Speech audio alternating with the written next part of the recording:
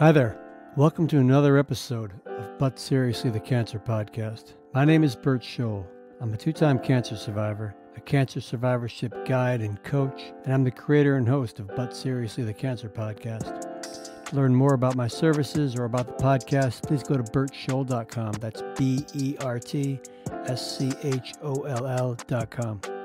We'd also really love your feedback, which you can provide by going to the bertscholl.com contact page and filling out the form. Please do. And follow us on Instagram and Facebook at But Seriously The Cancer Podcast and on Twitter at But Seriously TCP. And make sure you check out our Patreon page at patreon.com/But Seriously The Cancer Podcast. And thank you so much for all you do. Hey, Carrie. Hey, Welcome to the podcast. thanks for having me. Yeah, it's great to have you on the show. Let's begin. Just tell everybody what kind of cancer you were diagnosed with and how old you were when you got the diagnosis. Okay, so I was diagnosed in 2012, just after turning 41, stage 3 infiltrating ductal carcinoma and DCIS. So I had two tumors, two different types of cancer in the left breast. So, stage 3 infiltrating ductal carcinoma, which I've come to learn is a type of breast cancer. Yes. And then you also had what? I also had a smaller tumor of ductal carcinoma in situ, or called DCIS. You had stage 3, and was the DCIS, was that also, what stage was that? That's you know what? They don't differentiate. They just said it was stage 3. Period, of the left breast. Because I had two tumors, it was considered systemic. And because I had lymph node involvement, so based on tumor size, how many tumors, the fact it was systemic, and lymph node involvement bumped me up to stage 3. Okay, yeah, stage 3 for sure, with lymph node. I'm still like, okay, you had two types of cancer? You didn't just have one. You had two types of cancer. I believe in going big or going home. So, if I'm going to do it, I'm going to do it big, right? Yeah, I had stage 2 rectal cancer in 2007. I just shy of turning 37. And then 2.5 years later, I got stage 4 metastasis to my liver. So I was like you. I was like, why just, linger in the small stuff? Let's play the big card here. Yeah. That's one up about 1.5 million people, Oh my right? gosh. Jeez. So how did you find out? What showed up that had you get So diagnosed? it's kind of a funny story how I found my own tumors, and the way I did is I was a single divorced mom, and my kids, my teenagers that lived in the house would make fun of me because I had a queen size bed, and the girls would say, "Hey, Mom, why do you always sleep on just the right side? Like you're like a little kid, all on the one side." And they're like, "Man, if I had your bed, because they had twin size beds or whatever." They'd say, "If I had your bed, I would be like sprawled out in the middle." And I'm like, "Yeah, I don't know. I can't do that." And so they kept pestering me and pestering me. It kind of became this silly running joke. And so one night I went, "Hey guys, I'm going to do it." They were like, "You're going to sleep in the middle of bed." I was like, "No, but I'm going to go to the other side." So just to switch it up a little bit. So it was like 2 a.m, and I usually never woke up in the middle of the night, but I did. I had drank a ton of water and I had to pee, right? So I rolled over in bed to get out of bed. And rather than roll to my right side, which I would normally would have, I rolled on my left side. And when I did that, I thought, "Oh my gosh, what did I just roll on?" I thought like my remote control for the TV. And then I thought, "Demi, you don't have a TV in your room." And then I thought, "Is it a dog toy?" I'm like, "No." And then I just thought, okay, I'm woozy. It's 2 a.m. No big deal. I use the restroom. I go back to sleep. Again, I made the commitment. I got on that side of the bed. And when I woke up at like 6 something to get up for the day, I rolled over again and I felt it again. And I went, okay, now I'm awake and that can't be anything good. So I laid on my back. And again, I was 40 at the time. So I hadn't had my first mammogram. I was about due for it, right? Actually, I was probably 9 months overdue for it. And I just started kind of doing a self exam, which, if I'm being honest, I had sort of lazily done in the past, but not anything consistent. I was that typical single mom of teens, sports mom, ripping and running. And for 9 years, I worked 2 jobs. So you can imagine my showers were very quick and to the point. There was no lingering to do self exams and things of that nature. So I did an exam and I felt the one big tumor, which was sort of all the way on the left side, think about 3 o'clock, um, down from the armpit. And I went, oh, that's cancer. Like, that's got to be cancer. That is way too big. And then Mm. I felt a little further down about the 6 o'clock, and there was a tiny little thing, and I went, that may be scar tissue. Because 9 months, or not mine, 9 months, excuse me, 9 years prior, I'd had a breast reduction. And so I had like the anchor scars where they go around the areola and Okay. down. And then, you know what I'm saying? And so in that straight line down, the scar tissue was where that little one was. And I thought, it's scar tissue. And then I went, yeah, but dummy, there's still that big one. And I was like, shit, that's breast Hmm. cancer. So that's how I found it. Yeah, it's interesting the stories people tell about how they found out they had cancer. Mine's kind of boring. Well, it's a whole story, but I was passing blood rectally, Hmm. and finally I was like, had to get checked out. And there's a whole drama to that. But yeah, people often, or from my experience with others, it's found in a peculiar way because you described it perfectly when you said you did a breast exam, but you weren't like, being real detailed. It's like because most people live like, I'm not going to get cancer. Like, I mean, you know, I'm going to check myself for cancer every day. I'm not a kook, right? I'm not what's it, a hemophilia? No, no. What do you call a person who thinks they're sick all the time? Hypochondriac. Hypochondriac. Yeah. Yeah. I mean, right. And for good reason, because as painfully sad as it is for as many people that get cancer every year, Hmm. most people don't. Right. They're not checking for it. Right. So that's so funny too. The kids the sleeping on the bed thing. I'm like, it took Yeah. me so long. My wife and I were together for like a little over 10 years. Hmm. And, the girlfriends I had in the past, I like my side of the bed that I sleep on. And it took me a long time before I could sleep in the middle. I was like, why don't I sleep in the middle? I got this whole big old bed, but we I get know. kind of accustomed to our side, right? It's I like, still don't sleep in the middle, and I'm no. still single. Yeah. Me too. It's peaceful. Oh my goodness, yeah. So you discovered these lumps, and did you call your primary? You know, it's kind of all a blur, but Okay. what I do recall is I was a basketball mom, right? So my eldest daughter was a sophomore in high school, and the youngest was in the 7th grade. And so my daughter was playing basketball, and I was the booster president for the girls basketball program.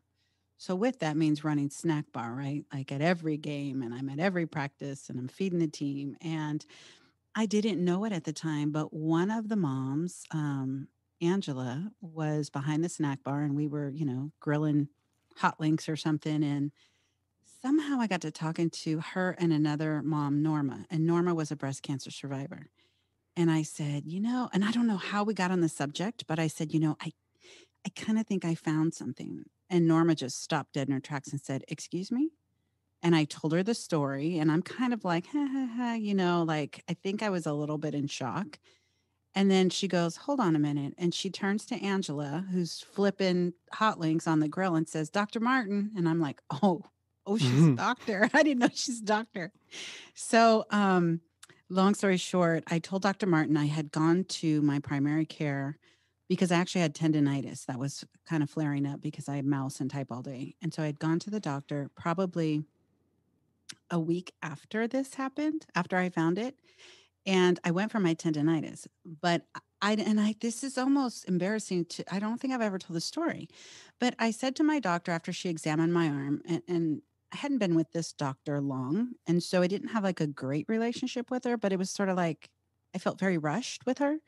And I said to her, by the way, I think I found something. And I kind of tried to tell her the story. But I'm a storyteller, so it takes me a while. Mm. And she was like rushing me, and she goes, "Well, you know what? If you're 40 now, so we'll do a mammogram soon, and we'll check it out." And she walked out. And I told this to Dr. Martin, and she was like, "Oh hell no, you're my patient now." Right. And so she instantly just sprang into action, and thank God. I thank God for her every day. Like I could cry. She's one of my best friends to date. She sits Oh on my my board of goodness. directors for my nonprofit. We are bonded at the hip for life. And she took very good care of me, got me in right away for my first mammogram, which of course confirmed there were two tumors. Then immediately following, I had my biopsies, and of course, I watched them on the screen, which was in and of itself like an out of body experience. Watching that Hmm. needle go in and actually feeling it despite the numbing, because as I mentioned, the small tumor was along the scar tissue line. And what I found out the hard way is scar tissue doesn't numb. You can't numb it. Really? No. So they got biopsies off the big tumor relatively easy, didn't have a problem. But I'm watching him, the doctor, push that needle in. I'm watching on the little monitor, and he's having to like really put his whole weight on it to get through that scar tissue. Oh Meanwhile, my. I'm breaking out in a sweat. The nurse is holding my hand, going, "You're in pain, aren't you?" And I'm like, "Yeah, you think?" I'm like, just hurry up and get it. Like, just get it. It's obvious this breast is going to come off anyway. So I probably, like, if it ever happened again, I'd be like, just forget it. We're just going to get rid of it. Just But skip that you don't one. know what you don't know, right? So Oh my the goodness. the biopsies confirmed two different types of cancer. Dr. Martin got me with my oncologist, Dr. Ruby, who is also a friend of mine now. And the rest is history. We got moving. I watched the sigmoidoscopy that I received when I went to get a second opinion the first time I was diagnosed. So, it's like a colonoscopy, but the sigmoid colon is closer to the end of the large intestine. It's like Hmm. down near the rectum. Uh, and I'm laying on my side and I'm looking in the camera. The doctor's like, "That's the tumor." Now he's talking to his students, but Yeah. I'm looking at that tumor and it was so, you said not a body experience. It was so disturbing Yeah. to see it. It's Yeah. like I had similar to you, I could feel my tumor. I didn't know it at the time, but I would eat like a lot, food with a lot of fiber in it. Say I'd eat like some kale or some collard greens with my dinner, and when it's moving out of my body the next day, I'm like, that didn't feel good, and I'm bleeding right. And then once I got diagnosed, there was a little bit of time before they did the surgery, the pre-chemo Hmm. surgery and radiation, and I'm like learning what foods to not eat, and because every time I could feel that thing, especially after having seen it. Yeah.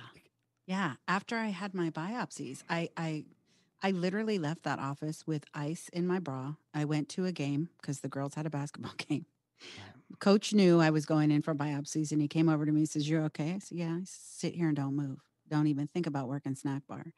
But as I sat there, obviously my breast was throbbing in two different places. But even when I left there and went home for the next couple days until I got the results, everything I did, I could feel it. And then it makes you wonder, like, so did having the biopsy like disturb it? Did it make it angry? Like, what's the deal? Because I didn't feel it before, or did I? And I ignored it. And it's creepy once you've seen it, right? Because you know it's in there. And then I think for me became started the anxiousness of let's just hurry up and get it out. Get it out of me. That's all I could think of is get that thing out of Oh, me. yeah. Right? Yeah, absolutely. I have a friend, and now she's a friend. She was a guest. Her episode actually just came out at the end of the last two episodes of season 3. We went so long, I decided to split it into two. Nice.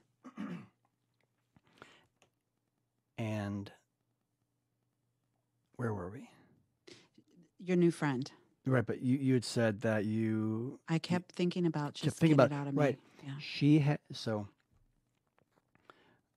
her name is Christine Bays, and she had to go like months taking a certain medication before they could take care of her breast cancer, before they could treat it. Mm-hmm. And it was maddening for her. Like, you're talking about what, weeks, Mm-hmm. days? I mean, and it's like, it's like, I don't want this in me. Like, take this out of my body. And a couple of things, like, one, when I got diagnosed the first time, my friend Mary, she's no longer with us, but she had called me because she had cancer before, and she says, Bert, you know, she's like, I wanted this tumor out of my body, and I told my docs, go as aggressive as you need to, and I wish they hadn't. She'd regret it, because then she was doing treatment for the treatment, because they hit her so hard that her body just got banged up, because she was coming from a place of fear. She was like, which is totally irrational. Right. She was like, get this out of my body. And she said to me, she's like, first thing I want you to do is ask your doctor, how much time do I have to get a second opinion? And once Right. your doctor tells you, my doctor said, oh, I would want to make a move in the next 6 weeks.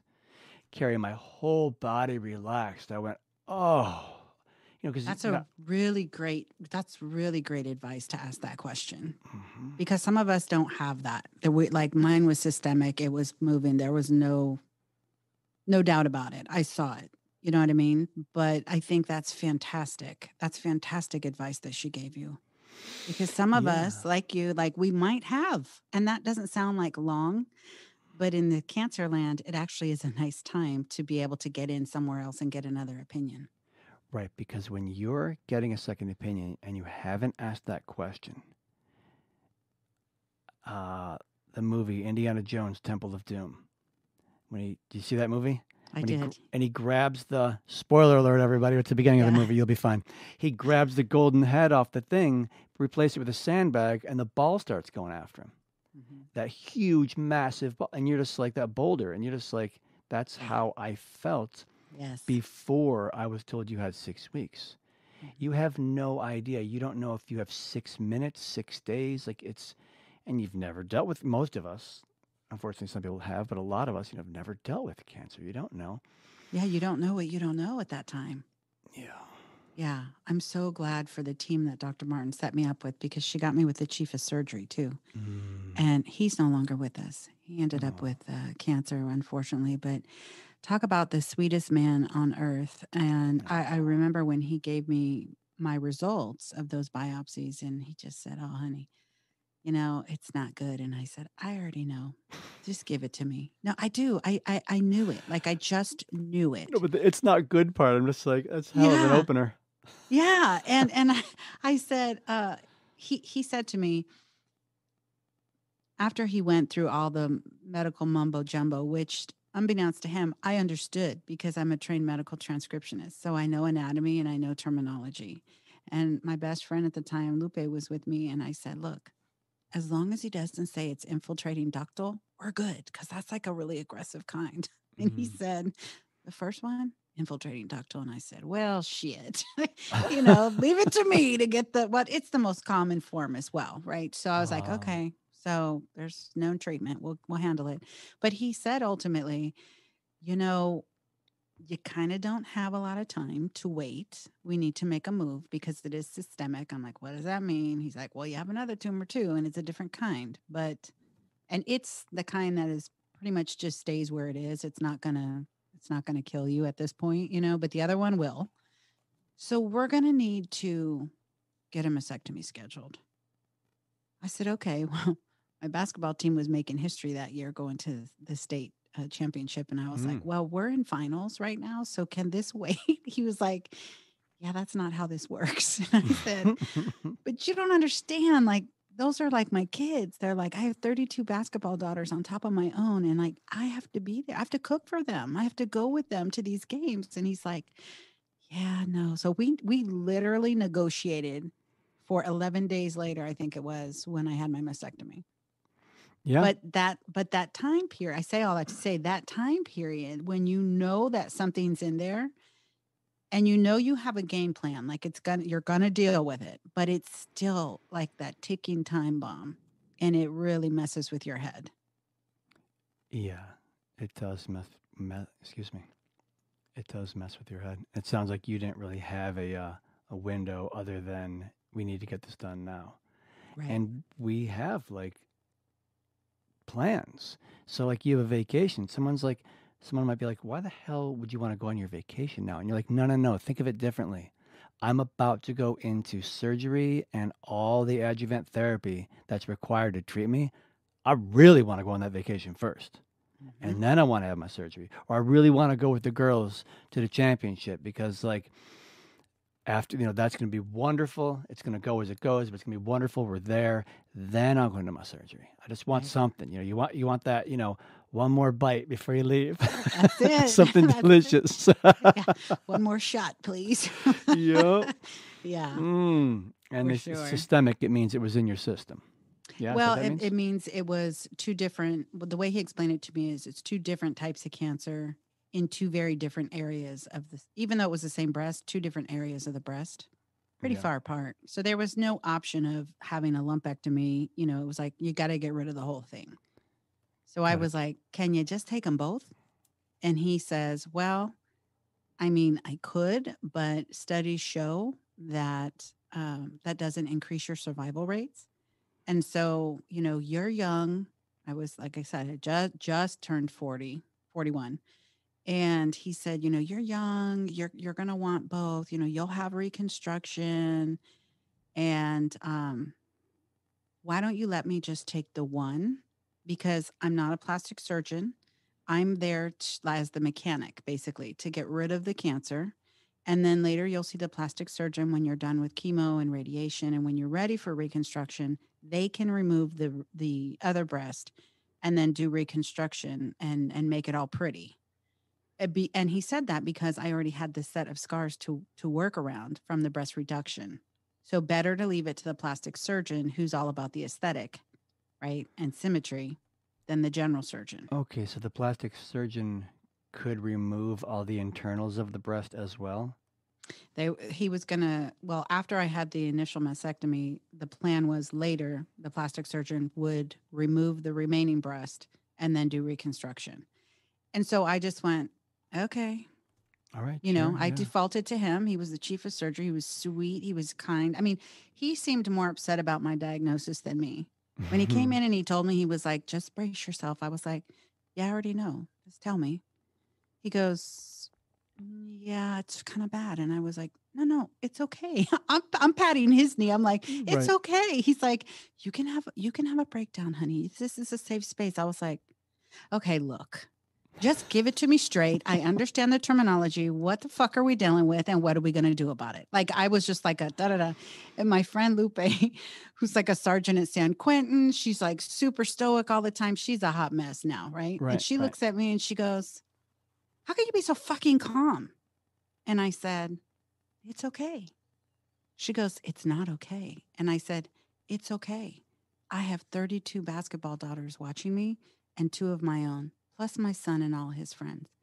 Maybe this is just something given to me to show them how to deal with something because I knew that 1 in 8 women were diagnosed and 1 in 833 men will be diagnosed with breast cancer in their lifetime. So I really and truly believed from the gate this was just sort of a responsibility given to me. And I didn't know exactly where that was going to take me, but I immediately thought of my kids and that was it. And I had a peace about it. Total That's peace. incredible. I can't explain it. That's not a yay me. That's just a thing. I don't know where it came from. I get what you're saying about I can't explain it. I got diagnosed, day one, I call my family Mhm. and, it was 2007. So, we were using like a conference line, right? And we borrowed a friend's speaker phone so we could, because we didn't have two phones and all this stuff. You know, tell my family, my mom's like, dear God, her breath is taken away, and tell the in-laws, and I'm just matter of fact. The next day, I was a mess. The next day was when I fell apart. It was just me. I woke up that morning, yawn, stretch, roll over, and go, oh my God, I have cancer.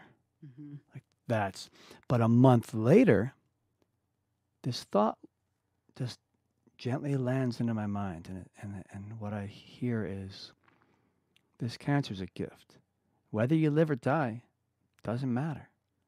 the cancer is an opportunity for you to have an experience in life that you can't possibly comprehend. And I'm like, it wasn't like I thought about it. It just arose and was clear. And when I had my benefit, because we didn't have, my wife had just had a baby and my stepson was 9, I said that at one point over the microphone. And my buddy said that after the benefit, they all went down to the bar and they're like, what the hell is Bert talking about? Yeah. But as we got further along in the diagnosis and my treatments, and he was an amazing support for me, my buddy Sparks. And at one point he goes, I get it now. He goes, at the bar, we were all like, maybe it's too intense. He's got cancer. He's freaked out. But they finally just were like, okay. Or he said anyway, he understood. Like, I'm like, there's no dress rehearsal for life. Like, this is it. So am I going to die before my treatment's over within, or am I going to live my life fully? Does that, and again, I always say, to all you folks listening, like, that's just me. I didn't choose the thought; it just arose, and there's no expectation that anyone is gonna have that experience. Like, we each have our own. Like, Carrie, you blowing me away that being diagnosed, you were calm and cool. I'm like, okay, there's an opportunity for the children.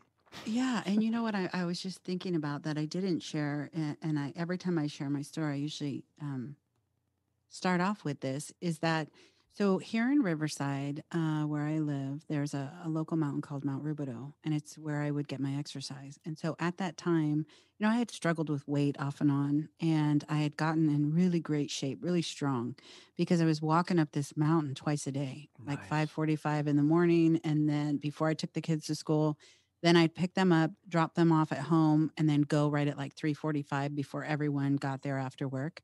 I should say I've worked from home for 21 years. So that's why I was able to do this. So I was walking around Mount Rubidoux and I was having this conversation with my creator saying, what am I supposed to do with the last half of my life? At this point, I had my son at 18. And so Anthony was gone in the Air Force. He had just landed in Korea, doing his thing. Melissa was in the 10th grade. Livy was in the 7th grade. And I just thought, oh my gosh, for 9 years, I worked 2 jobs following my divorce. So I had no life outside of that, providing for my kids. Everybody needed braces. Everybody needed driver's training. Everybody needed all that stuff, right? Right. So I just was grinding and getting that done, just surviving, and then I got to a point where I thought, I'm going to kill myself with all this working. I'm just going to sort of adjust my budget, have a convo with my kids. We moved to a cheaper apartment, and I went down to one job, which is when I started working with the basketball program, right, as a volunteer. And so as I was walking around the mountain, I was saying, God, there's got to be more to life than this. I love my kids, don't get me wrong, but I've been a mom since I was 18. By the time Olivia hits 18, the baby of my bunch, I will only be 46. What do I do with the last half of my life? Yes, I have a job. I love my job. I'm a clinical conference coordinator for an amazing catastrophic case management company. I love my job, but in the end, it's just a job, right? It's a means to pay my bills, to have health insurance. Thank God. But I said, what am I supposed to do with the last half of my life? I need to feel like I'm making a difference. And it was 2 weeks later when I rolled over in bed and found those tumors. And I said, that is not what I had in mind. But at the same time, when I was able to tell Lupe, you know what? I can't explain it to you, but I'm okay with this. And I need you to be. And then, of course, like you make that phone call, right? I called my mom, who I was pretty estranged Who's from Lupe? at the time. Lupe was my best friend that was with me when I got the diagnosis. Yeah. So when we left there, I looked at her. I was like, now what? And she goes, I know. She had come down. I'm in Southern California. She lives in the Bay Area. And so she had come down for a quick visit, and we were taking her granddaughter to Disneyland the next day. So we kind of laughed and joked. And I said, well, what are we going to do? And I said, first of all, I need lip gloss. She's like, what? So I am not a super girly girl, but the one thing I do love is lip gloss, right? So I said, this is how we're going to deal with this shit. Laughter and lip gloss.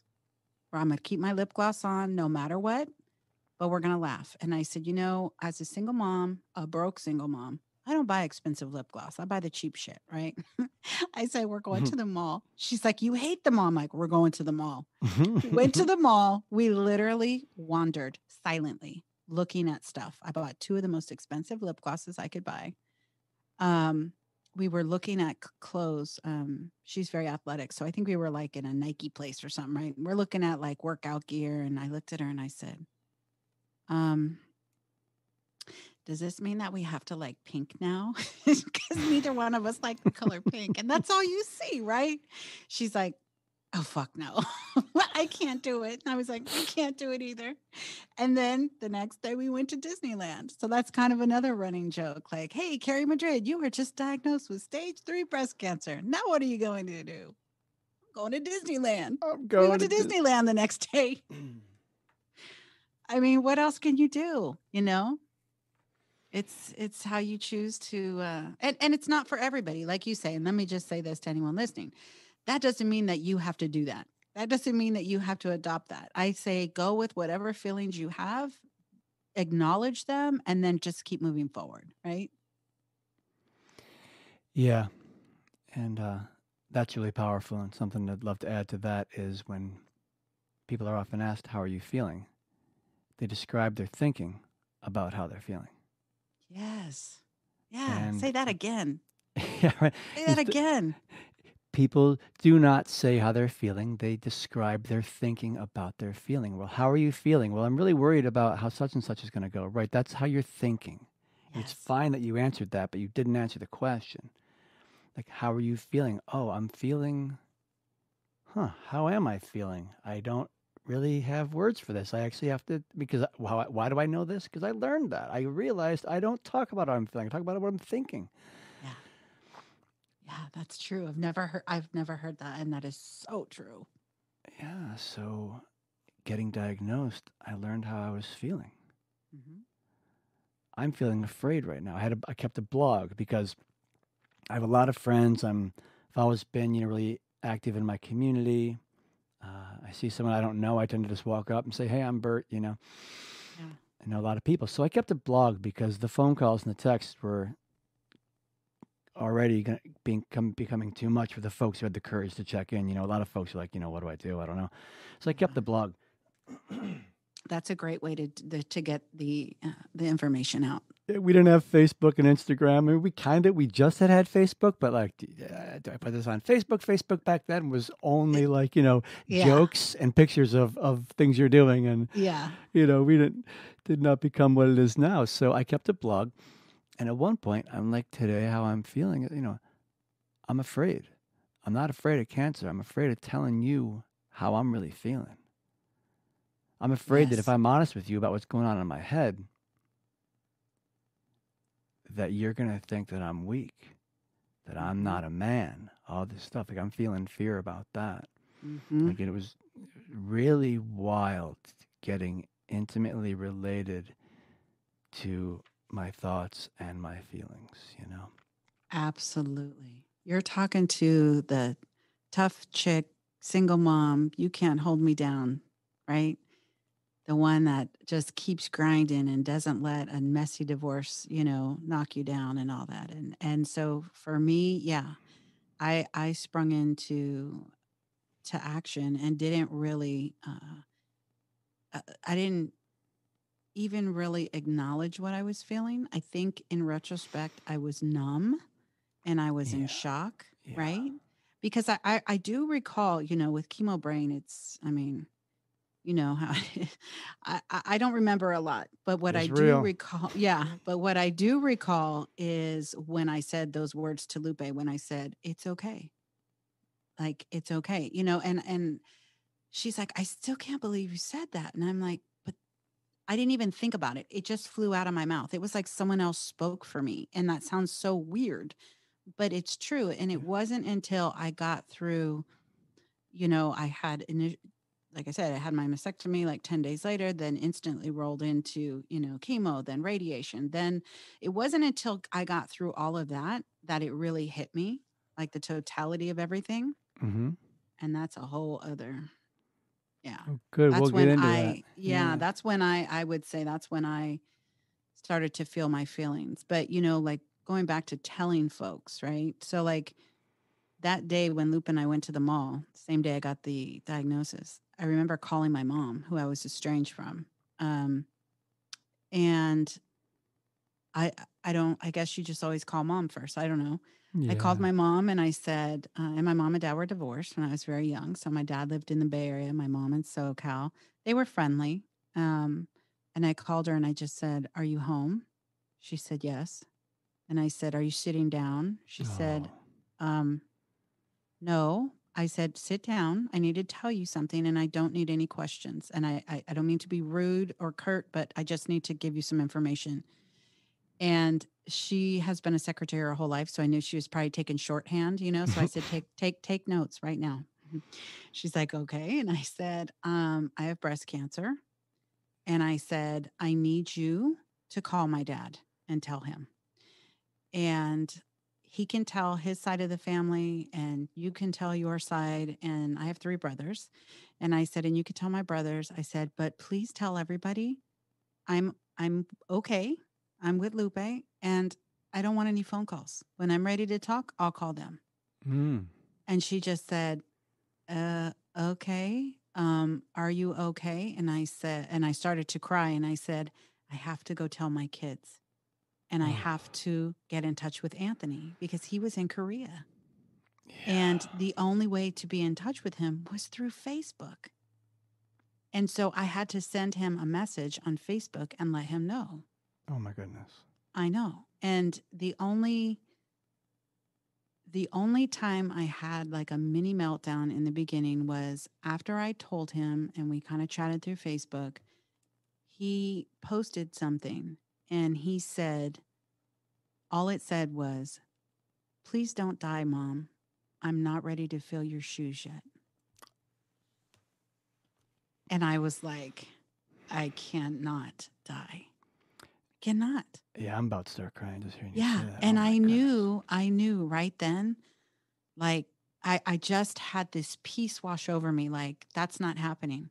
Because this kid, Anthony, had already helped me raise his sisters after the divorce from their dad. And he and I'd been through too much. He had been too much of an adult already. And I was just like, he can't take on raising these kids. This is not going to happen. And that was my stand up, bitch, and take this head on. And that's what I did. Yeah, I get it. I get it. People who've never had cancer say, I don't know how you do it. I don't know what I would do if I got cancer. And I've come to say, I don't know either. But my guess is you do whatever you already do when life gets hard. It sounds Yeah. like, Carrie, you're somebody who, when life gets hard, like you had uh, 3 kids, Yeah. you lock it down and get working hard. You do what must be done. Yeah. And and then after a while, you look back and go, do I really want to be doing this? And then Right. so when you get diagnosed, you lock it down. You do what needs to be done. And then after a while, you go, okay, wait, I have cancer. Yeah. Exactly. Yeah. Wasn't in the game plan.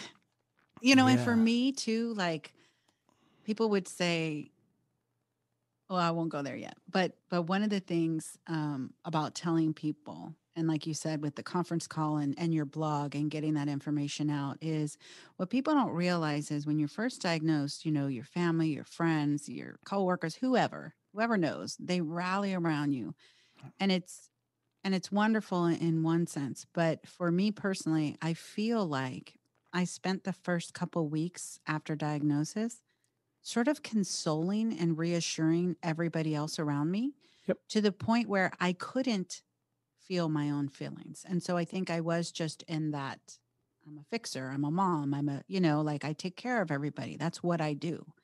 And so at some point, it became so exhausting that I was just like, okay, check this out. I'm going to need you all to go get your shit together. Stop coming around me with all that. Wah, wah, wah. And I got this. Like, it was like all I could think of was, as basketball, like, I got to put my game face on. I got to get hype. I got to get my hype music. I got to do this. Mm. And I don't have time for that wimpy, cry stuff. Go do that shit somewhere else. Interesting. I'm Mr. Feelings. Like Hmm. I've always like my feelings run the show, and as I've gotten older, I've learned that I don't have to necessarily respond to them. But Right. I still feel like, after knowing enough people, like I feel deeply, intensely. I think a little more than the average person. And I'm very emotional. But I didn't I am always, too, but I don't show it. but you don't show it. Yeah. I do now. I didn't then. I am, I feel what you're feeling. I feel your energy the minute you walk in the room. Me too. Yeah. Yeah. And so I totally get what you're saying. But I think back then, what I did is instead of dealing with my own hurts from lifelong stuff, right? From life altering things that were said or done to me growing up. Instead of dealing with those things, what I did is I poured all my attention and my love and my care into others and didn't face my own shit, if you will, right? And cancer's caused me ultimately over the last 9 years to face my own stuff. So now Yeah. I can express how I feel. But before it was just like I put a bubble around myself and just what you saw was this tough exterior and clearly I'm strong, but really what I needed was someone to just put a bear hug around me, right? Yeah, I get you. And let me Yeah. just sort of melt. Yeah. Yeah. I had a difficult childhood. It was a bad one. And so being intensely sensitive and feeling other people's energy, I shut it down and ignored it. I had no idea how sensitive I was. I Yeah. knew there was this part of me that I wanted to shut the fuck up and leave me alone because life is dangerous and painful and scary. Mhm. And getting diagnosed with cancer it took me by the hand and gently over the years, even till now, has led me back into like, this is you and there's nothing wrong with you and there never was, Bam, right you there. know? Yeah. Yeah. I knew you were going to be my new best friend. I knew it. Oh, beautiful. I knew it because that's what I say. It's like the things that I went through, and I didn't have a horrific childhood. What I had was a lot of instances and a recurring theme in my life. Different things that were said to me or circumstances that surrounded me led me to uh, be conditioned to believe that I wasn't good enough, I wasn't smart enough, and I Right. didn't fit in. Right. And so, in retrospect, looking back and seeing the life choices I made and the relationships I chose and the husband I chose and things like that, right? Like I had this like aha moment and just 2 years ago, actually. And I'll tell you about that a little later. But you know,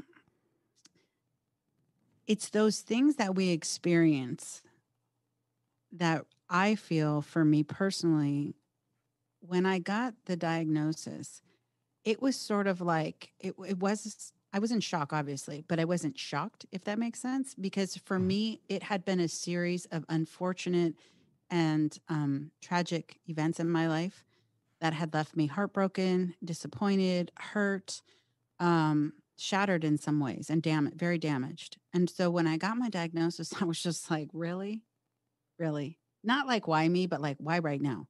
Like, Mm. what the fuck? One more thing I got to deal with. Like, what I've gone through hasn't been enough. You know what I mean? And then I was like, my Yep. kids. All I kept thinking was my kids. Right. And why now when I'm finally in the best shape of my life? Now I'm going to be taken down to my knees by chemotherapy.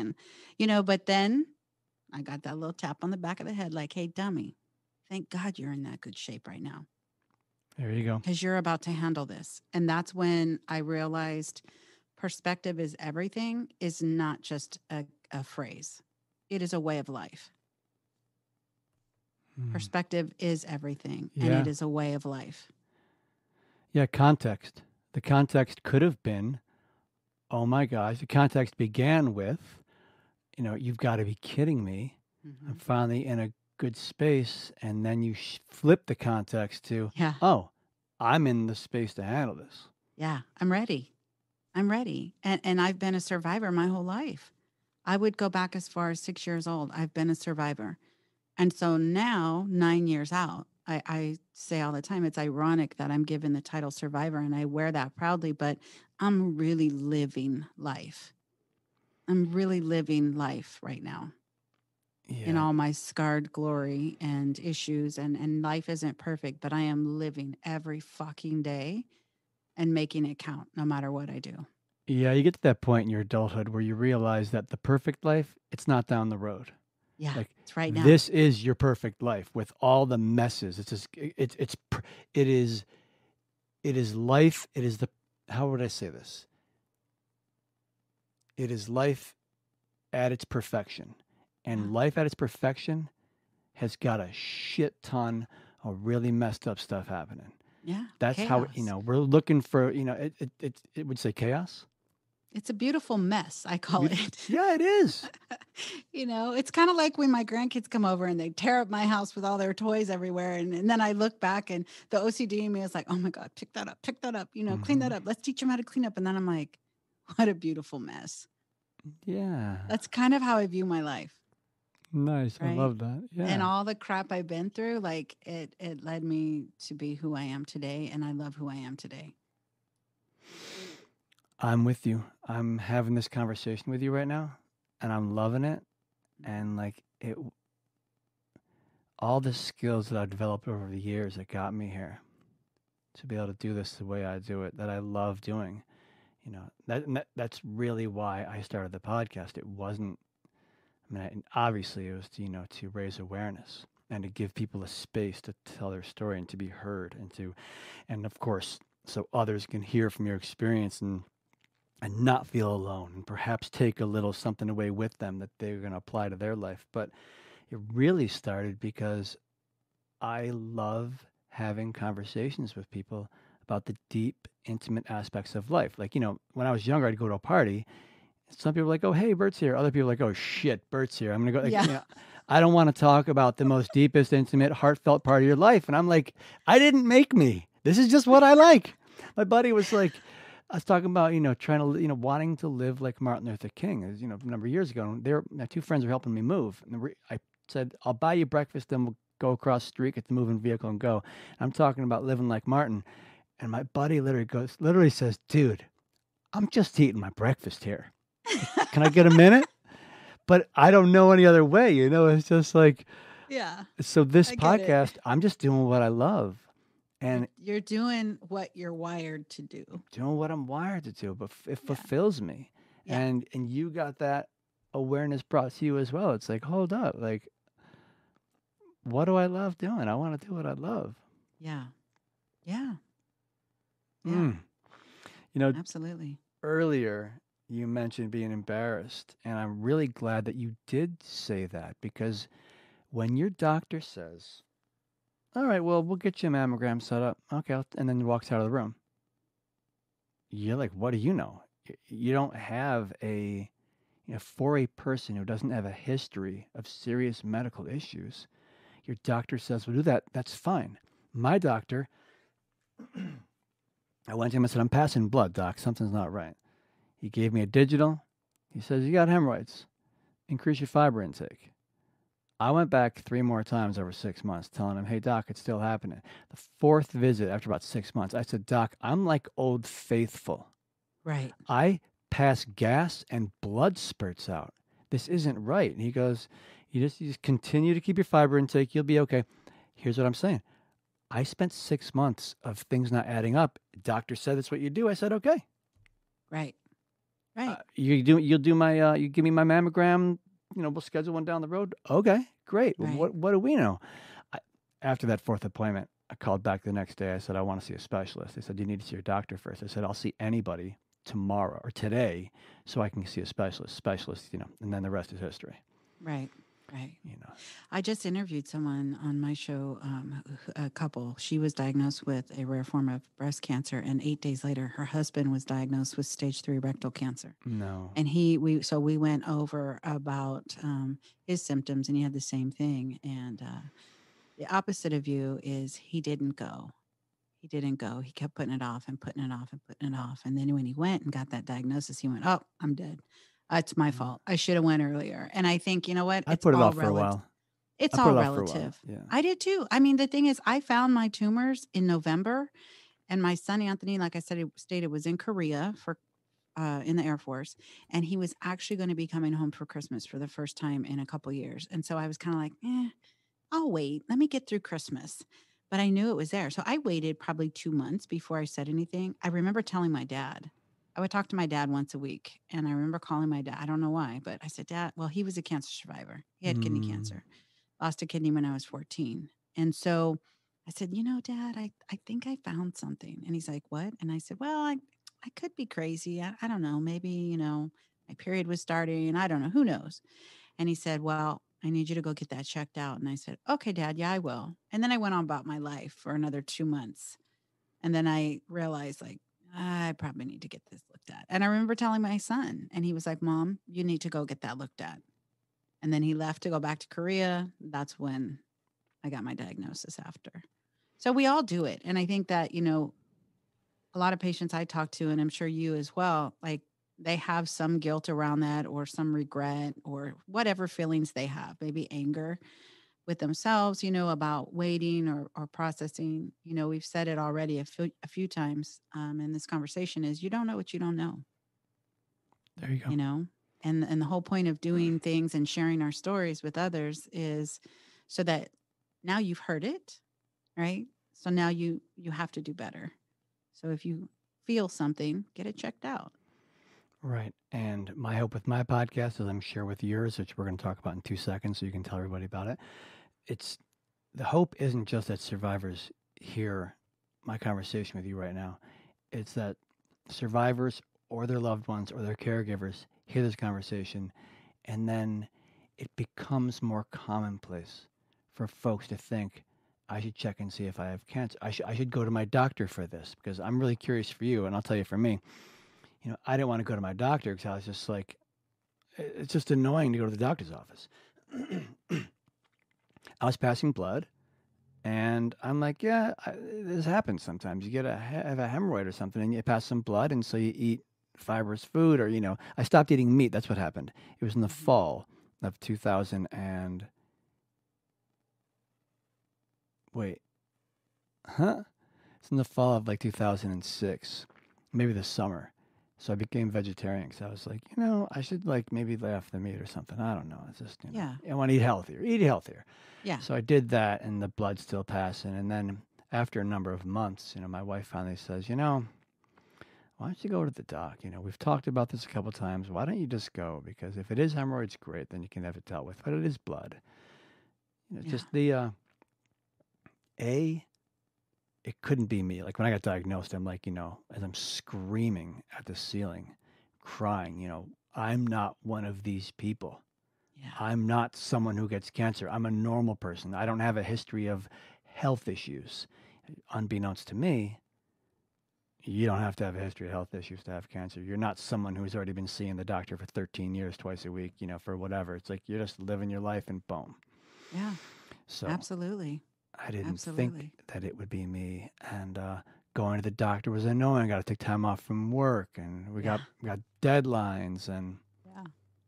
That was big for me too, taking time off work because, we've got basketball games and we've got practice and I've got to get kids back and forth. And it's like, what do you mean I have to take time and go to the doctor? Like, yeah. and Yeah. then and then you get diagnosed, and you're like, oh, like I really Then it got to take becomes some your time.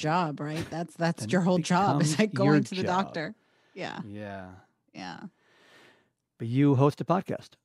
I do. Let's I take a do. moment. Tell everyone. It's how we discovered each other on Yeah. Instagram. I don't know who was who, me or you, but Yeah. we found each I other. last August during COVID, I was working from home. I've never stopped working my regular job, and I run my nonprofit. And I was on Facebook, kind of scrolling, trying to pass away the COVID blues. And one of my friends, Evelyn Arribas, is a radio host here in Southern California. It's been with iHeartRadio for like 32 years or something, her whole Mm-hmm. life. And she's married to Chris Donovan, who is also like a comedian and a podcast host and a producer and actor, you name it. And he just posted something that said, "Hey, if you're interested in starting a podcast, get at me." And I had been kind of thinking about it. And so I messaged him and I said, it's so weird that I saw your post right now because I was just thinking about this. I know nothing about it. My default thinking, right? Who am I to do that? Yep. Who am Me too. I to do that? Right. And who's going to really want to listen? And I said, I'm thinking about this. He goes, well, let's talk. So we set up a time, we Zoomed, and 7 days, he jokes and says, yeah, like 2 weeks later, we had like 7 episodes recorded. And and we haven't stopped yet. So I love it. My thought was it's called Handle with Care, Breast Cancer and Beyond, and it's an extension of my nonprofit, which is the Care Project Inc. So we provide emotional and financial support to male and female breast cancer patients in our Thank you. area, and Thank you. absolutely, and uh, oftentimes I will post on my social media about things we're doing with the Care Project, and people will comment and say, "Oh my gosh, I wish I was in your area. Do you do this, nationwide?" And I'm like, "Gosh, I wish, but now look, we're funded on donations and fundraising events, and it's COVID. We're not even having a fundraising event. We'll be lucky if we're here next year. We get some grants here or there, and we're all volunteers. So I just thought, in my mind, the podcast could sort of be an extension of our Survivor Social Club, which is sort of our modern version of a support group. I never Yeah. went to a support group. I felt like, I was this tough chick, right? I Right. don't need a support group, but I needed to be around other people who'd been there, done that. And I love to host a little social event. So we're going to have a social club, right? And it'll function as a support group, but we're not going to call it that. That was my thought. And so the podcast is really an extension of that, so having folks on, and it's not all about breast cancer, because as you know, doing your show, I mean, yes, there's similarities throughout different types of cancer, physically, but emotionally, psychologically, we're almost all bonded by the fact that we heard the words, you have cancer, There you go. right?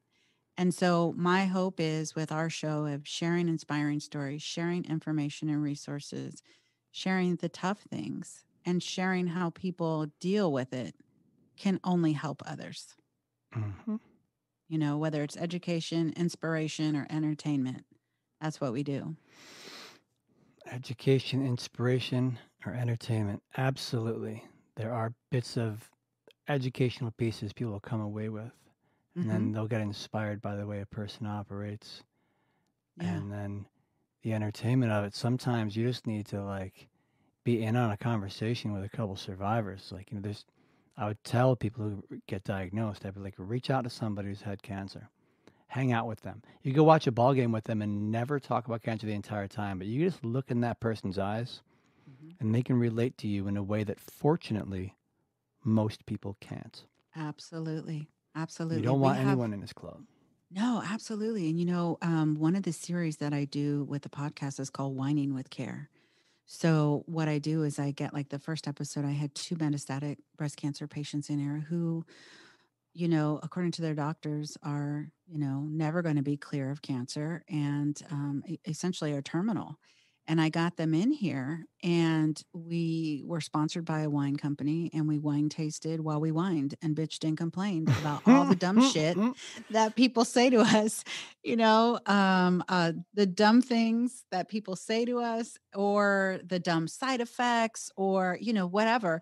And I just wanted to give them a platform to drop that expectation that everybody puts on us. And I dare I say demand that people put on us of just stay positive, right? Don't talk about it. Don't put it in the universe, blah, blah, blah. You're going to be fine. So, we get tired of hearing that, because guess what, people? Obviously, we're trying to stay positive. Right. Obviously, we're trying to live our most healthy life and do what we can. But people say these things with the best of intentions. So, that series is to give them a platform to, like you said, sit around with other survivors, shoot the shit about anything and everything that comes to mind. And then also, the takeaway for anyone listening is, oh, yeah, I have said that before. I won't say that again because I get it now. Like the example I always give is when I was first diagnosed, everyone, and I announced it on Facebook, and all these well meaning friends were like, oh, honey, you know what you need to do? You need to eat kale. You need to do this. You need to do that. And I was thinking, I already do that. So you're automatically assuming I lived an unhealthy life. And so what that does, as Chris, my Boom. producer, says, is, oh, you know what that does? That shifts the blame to you. That's bullshit. And I was like, wait a minute, I never thought of it that way. But people mean well. Your So producer was the one who said that?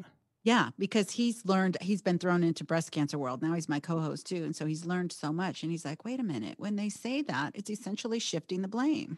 That's such a wonderful observation because people don't mean to blame you. Right. And again, it's a context shift. I can say, you know, I haven't been eating well. This is my fault. I'm changing the way I'm eating. Or I can say, I haven't been eating well and I want to eat well and I want to be responsible for my diet. That's me speaking about me. But when someone else is speaking about me saying you should eat more kale, it can easily be interpreted as blame. Like it's Right. somehow your fault. And there's a lot of fault conversation. Let's say you're not feeling well. And you say, oh, you're sick? I go, yeah, I think I caught it from Carrie. Yeah, she was sick yesterday. It's like, who cares? What the hell does that even mean? Yeah. And I mean, I think with COVID and everybody noticing how little they're getting sick now with masks and washing their hands, like, oh, wait a second. Like, we are noticing how connected we are, but there is an subtle, not so subtle, blame conversation about why we feel, when we're not feeling well, when we're sick, or even when you have cancer. It's like, God forbid someone gets cancer and they're smoking cigarettes and now they're like, what? What do you, I mean, you're not going to have less compassion for them. Like, it doesn't matter. Right. Why Right. are we blaming people? Eat more kale. Or, oh yeah, well, there's this beetle down in Costa Rica that, you Yeah. can order dehydrated or yeah, it was a real training I took on. At one point, I finally decided the folks who say these things are going to be my teachers. I'm going to learn compassion and generosity. Because Mhm. why? Because in my head, that ain't what's happening. And I'm Yeah. like, how can I respond in a way that Yeah. can leave them feeling good about themselves? Leave them with a thank you. It really, I really got into my own thinking. Like, oh, okay, like, I don't want them to communicate with me that way. Like they don't get it. And you're 100, and I love that you do that. So Whining with Care is a piece of the podcast. It's like Yeah. a It's like a series. series. Yeah, That's so absolutely. cool. You're doing that. I'm actually, someone asked me if I wanted to have another conversation with her, a recent guest, and let's talk about, post-cancer survivorship. Yeah. And I'm like, I don't know. Like, what if I do that? Then what else will I have to say yes to? And over some time and some breathing and taking. I was like, Bert, have fun. It's yours. You do whatever That's you want. it. I mean, you got to speak your truth. It's like, and that's what the Whining with Care episodes do. It kind of, because we go through trying to console, like we talked about in the beginning, we go through trying to console and reassure everybody around us that loves us, like, we got this, we're going to be okay. All the while we don't know, but it's like insulting my intelligence, if I'm keeping it real, when someone says to me, oh, you're going to be okay. You'll be fine. You'll be fine. And it's like, you can't say that to me. Oh, I Not say even what if you're a cancer survivor, you still can't say that to me because you don't know that I'm going to be fine. I respond that way. I'm like, you're gonna be okay. I go, maybe. What do you Yeah. mean maybe? Well, 25% of people who get stage 2 rectal cancer like me die. Yeah. What do you say? Like, why are you saying that? I go, I'm just, like something else you said.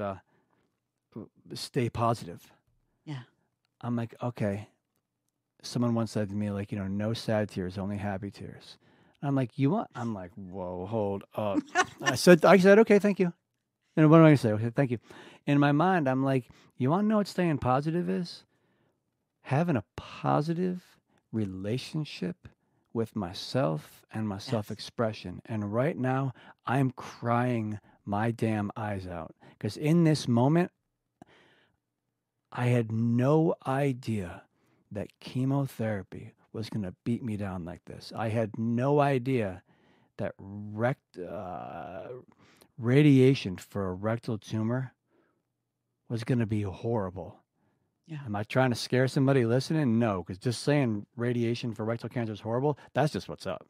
Yeah. It's really That's called painful. keeping it real. Yeah. And when that experience results in my emotions just overwhelming me and I'm crying, yeah, I'm getting it out. Sometimes I'll be happy Absolutely. crying. Someone says, what's wrong? I go, nothing's wrong. I'm crying. like, and I had to grow and learn that one. It's like, you get Yeah, the, it's okay to feel what you feel, right? And that's what I was trying to say earlier. Like, just because you're listening to us now and we're further out and we're in a really good place emotionally, 9 times out of 10, there's still those days, but that doesn't mean that what you're feeling isn't valid, right? Don't get consumed with what society and commercials and your friends and family push down your throat. It's okay. It's healthy to feel what you feel and acknowledge it. There's certain days where we have our Survivor Social Club and a group of maybe 9 or 10 will come in, and someone who's generally overall very positive and happy person, lives a great life, comes in really angry and sits down and can just look at everybody and go, you know what? I'm kind of a bitch today. And you know why? Because I'm really fucking angry. And I don't really want to be angry, but I am right Mhm. now. And they know that they can do that here without judgment. And we validate them and say, let's talk about it. Or you don't have to. What the ball's in your court. And it's so healthy to get that out. Because think about how people hold their feelings in, whether they're sad, whether they're angry, whether whatever, frightened. You need to be able to express it and not have someone, yeah, but. Yeah, no, there's no yeah, but. right. It is what it is. I'm angry right now, or whatever you're feeling. Like it's Or I'm normal, sad, or I'm afraid, right? whatever it is. S- Staying positive is not, what's the word? Staying positive is not static, right? Staying Right. positive, it's a trajectory. Yeah. I'm driving to visit you, and it's a winding road. If I were flying, it could be one straight shot, but it's not. It's a winding road. It goes back and forth. It's like when you're sailing if you ever sail, like, and you're sailing into the wind, you can't sail into the wind. You have to tack back and forth. Mm-hmm. I'm happy, I'm sad, I'm angry, I'm not angry, but you're going in the direction you want to go, but the emotions are going to be expressed. It's like you want to, I'll tell you how to not be positive. Don't express your emotions. Keep them all locked up. Right. See That's how some, that works out for you yeah, because I've and the tried people that. around you. I've tried that. It didn't work out so well. When Yeah. I was young and thinking that being strong meant just, well, I would say when I was young, being strong meant shoving it all down and burying it because that was a survival tactic, as a coping Yeah. mechanism. But Yeah. it doesn't. Absolutely. It doesn't help Absolutely. us.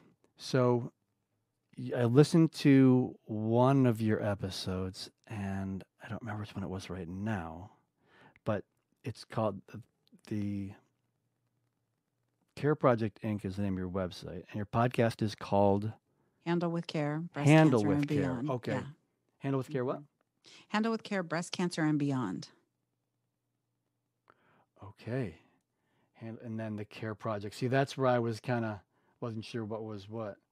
Yeah. Handle with And we Care. also Okay. have a book called Handle with Care or Your Support Group in a Book. Tell everybody about that. So, my friend Margaret Lesh is an accomplished author and a 2-time breast cancer survivor. And she came to me, she's part of the Care Project, a part of the Survivor Social Club. She came to me a couple years ago and said, I had this idea in a way that I want to give back to the Care Project. And her husband's a graphic designer. So he does like all the covers of her book and the layouts. And so she said, Steve and I want to do this book, and 100% of the proceeds will go to the Care Project. And it'll also be a book that you can give out to new clients as they come through the door. And so she said, I want you to help write it. And I was like, who am I to do that? But what we did is she's also a court reporter. And so she interviewed 10 other survivors, including Brett Miller, a male survivor who was diagnosed at the age of 24, Mm. and helped found the Male Breast Cancer Coalition, which I'm an advocate for. And so she asked us all the same questions about different aspects. So, first diagnosed, maybe losing your hair, chemotherapy, radiation, how you tell your loved ones, stupid shit people say to us, right? And so Let's we go all back to that gave, one. yeah, right. We could do a whole show on that. So we did, so we gave our answers and she just transcribed it all in very raw form. And so it's a great tool that we give. We mail them out. I get them into the treatment centers. And so when someone gets that diagnosis, they can get handed that book and hear from very different people from very different walks of life, very different perspectives. We all handle things differently, right? Some of us grieve losing our hair, some of us could give two shits. Right. So we talk about all those things. And so we have the book, Handle with Care, Your Support Group in a Book. You can find it on our website at thecareprojectinc.org or on Amazon. And then Beautiful. again, like the podcast is just sort of an extension. And none of this was all planned out. It's just all cohesive, but it never was intended like, hey, let's do this and this and this. It's just the way my life's unfolded. And it's such a blessing to be able to reach so many people in different ways. Beautiful, beautiful. I love that. That's and that's what we want, right? Because the experts in the experience of the diagnosis are our fellow patients. And how many Absolutely. minutes do you get with them in the elevator, in the waiting room, in the chemo infusion lab? You don't get that much time. And when all of your experiences can be, brought down into this tincture of this book that people can have and read and be like, you know, I lost my hair, Carrie, but I didn't lose my eyebrows or my beard. I had a beard, then it's summer now, so it comes off. It grows Yeah. back when it gets cold out. But I lost my hair, but I didn't lose my eyebrows or my facial hair. So I was like, cool. Like Did you lose your eyelashes? no. That was my one vain prayer. I Yeah. was like, I didn't care about losing my hair. I really didn't. I was like, "Phew, whatever. Cause your whole life you're told, don't cut your hair, don't cut your hair. So then I was like, oh, you can't tell me that anymore. So I loved being bald. I swam every day. And so it felt amazing. It was Yeah. very liberating for me. But I said, okay, God, here's the thing. I don't care about going bald. And I'm going to keep putting my lipstick on, my lip gloss. So I'll be happy. But if I could ask for one vain thing, could you please let me keep my eyebrows and eyelashes? And so it was so stupid. And then by the end of my 6 chemotherapy treatments, I danced out of chemo with very shaky knees with a pink boa, a white fedora, and Pink. my eyelashes and very thin eyebrows. However, and I was like, yeah, bitches, I kept my eyebrows, right? And then 3 weeks later, I woke up and it was gone. My eyebrows and Mm. my eyelashes were gone. I was like, "Oh, wait, that's no one tells you that chemo is sort of like drinking alcohol, right? You have like 2 or 3 drinks and you think, "Okay, I'm good. I'm going to stop now." But that it keeps coming, that the effects. Chemo's Cumulative, the yeah. same way. Yeah, Yeah, radiation's cumulative as well. Yeah, absolutely. right. And there's no talking around it. It's just what's so. Once you lose your eyelashes and your eyebrows, you look like one thing. A Yeah. cancer patient. That's what I said. That's when it makes it real and I'm like, "You just sort of look like this like an alien." And I was like, then you're done with chemo and everyone around you celebrates. Okay, you're good now, right, Madrid? You're good. You're good. And I'm like, yeah, no, I'm not okay. And that's the fallout, which I alluded to earlier. It's like, once you get through all that stuff, you get through the hard part, so to speak, the active treatment, and then you deal with the fallout. And that's when it becomes real. At least it did for me. Yeah, I can say. So I'm going to ask you. So when you say that's when it became real, can you say more about that? Yeah. So, I had, like I said, about 11 days after my diagnosis, I had my single mastectomy. They gave me about 3.5 weeks to sort of recover from surgery. And then I went into 6 chemotherapy treatments. Very harsh regimen. I remember the breast care coordinator that they assigned to me said to me, they're going to come at you with guns blazing. I never Yeah. forgot that phrase. I was like, what does that even mean? She goes, you're stage 3, which initially I thought, okay, they caught it early. I don't know why I thought that, but they didn't catch it early. I had all 28 lymph nodes removed in my left arm at Mm. mastectomy because when the surgeon cut the armpit open and looked in there, he saw gross evidence of disease. He could Oh see it my. with the naked eye. So our agreement was if you see it, just take them out. So he took all my lymph nodes out. And of the 28 he removed, 6 were positive.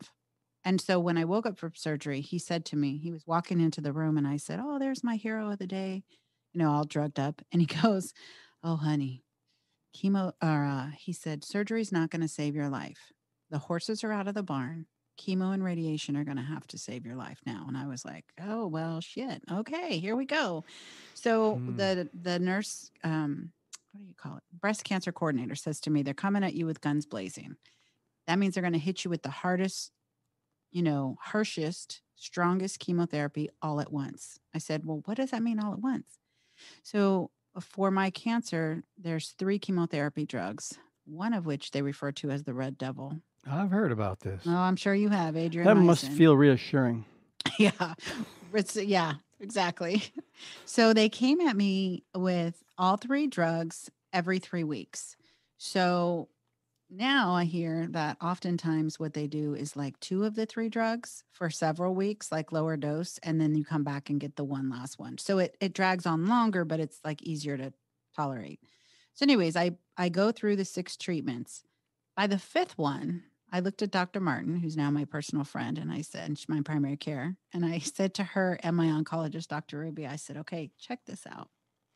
5 out of 6 ain't bad. I think I'm done. And they were like, yeah, no, you need to get the 6th treatment. And I was like, yeah, I'm pretty sure that 5th one tried to kill me. Right. So I'm cool. I'm done. I'm done. And they looked at me and said, okay, now we're going to take off our doctor hat and be your friend. Bitch, you're getting that last treatment. And I was like, okay. So I get through my chemotherapy, and then I had a month off, and then I did 5 weeks of radiation, which at that point I was physically depleted from chemo. I had to drive 25 minutes each way drive myself to radiation, which is Monday through Friday. So you're talking to someone who's worked from home for over 20 years, and now I've got to commute. So I get over there and I meet Deshaun, Irwin, and Anne, who were my radiation therapists and are now my personal friends as well. I made friends with all my medical team. Apparently. Yeah, because I'm like you. I like to talk to everybody. So they got me through radiation, and I just remember probably 3 weeks in, the burns were pretty intense, and I was exhausted. I mean, you think you've experienced exhaustion, and then you have radiation, Oh my God. right? And it's just like someone pulls the plug on your life, Or really, how about your surgery? energy. After, when your body says, I'm going to heal now, coffee Yeah. ain't fixing that. You stop and you That's are it. done. That's it. You're toast, man. You're just toast. And so I remember being about halfway through radiation. I was waiting in the waiting room to get called back. And Deshaun came over to me, my radiation therapist, and he says, how you doing, honey? And I said, I was kind of tearful for the first time. And I, with this total stranger, right? And I said, yeah, I'm not okay. And he said, I see you looking in your phone. What are you looking at? And I showed him a picture like on my Facebook or something. And he goes, this is you? And I said, yeah, before cancer. And he goes, I still see that woman. It's in your eyes. And I was just like a blubbering mess. So I say all that to say that on my final radiation treatment, I have open wounds, a blackened armpit, just completely burned. And I'm laying on the table, flat on my back, arms open, and I'm burnt to a crisp, one breast. And at the end, I hear these footsteps running up the ramp to come into the room, because they shut the door when they radiate you, so they're not exposed. So this person comes running in the room. You did it. You're done. And it's Deshaun. He jumps on top of me, sort of, and gives me this gentle hug and a kiss on the cheek. And he said, I told you could do it, and him and Ann just really surrounded me with so much love. And my oncologist and my chemo nurses, angels, everybody is checking on you when you're in active treatment, right? Yeah. And then you finish. And they go home. We'll see you in 6 months. Take some time to heal. And that's when the fallout hit. I got on my couch because I couldn't do anything else because I was exhausted. And the totality of everything I had just been through was physically evident when I looked in the mirror.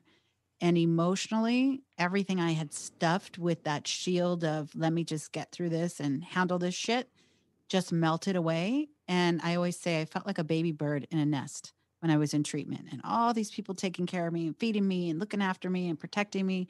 And then you're kicked out of the nest to go home and manage shit on your own. Right. And you get a headache and you go, oh my God, is it in my brain?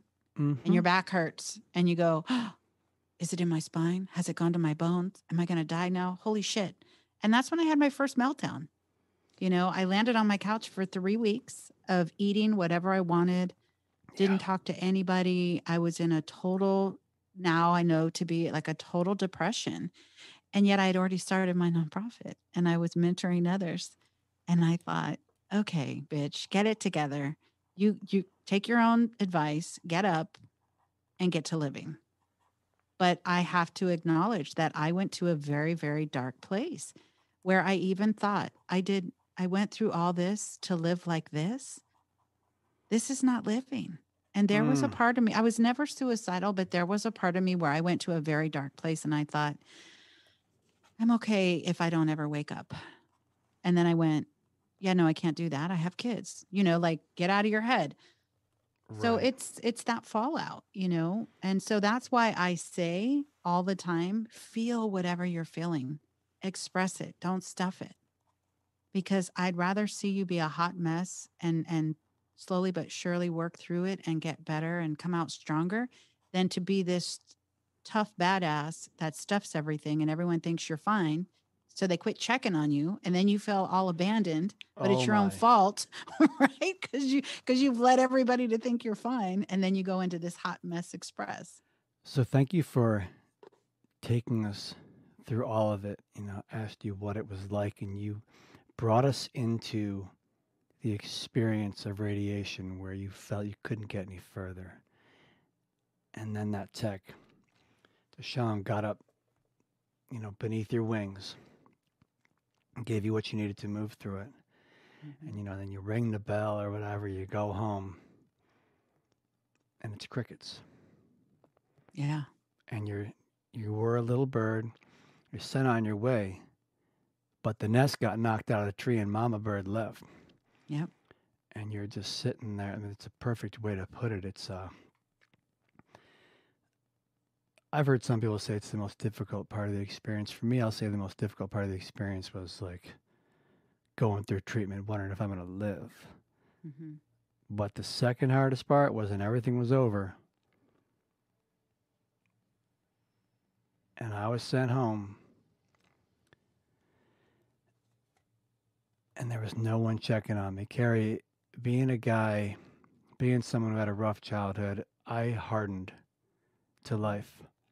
I didn't need anybody's help. I'm at anything from being home from the grocery store with 4 bags of groceries, trying to unlock the door. Someone says, you need a hand. I say, no, That's me. it's automatic. I don't need your help. Yeah. When we had to have that benefit, because my wife said to me, sweetie, we have a 9-year-old and a 4-month-old, and neither of us are working. How do you think this is going to work? I finally told someone that we were having a benefit, and I came home and I told her because I was so proud of myself, and she was happy because I don't ask for help.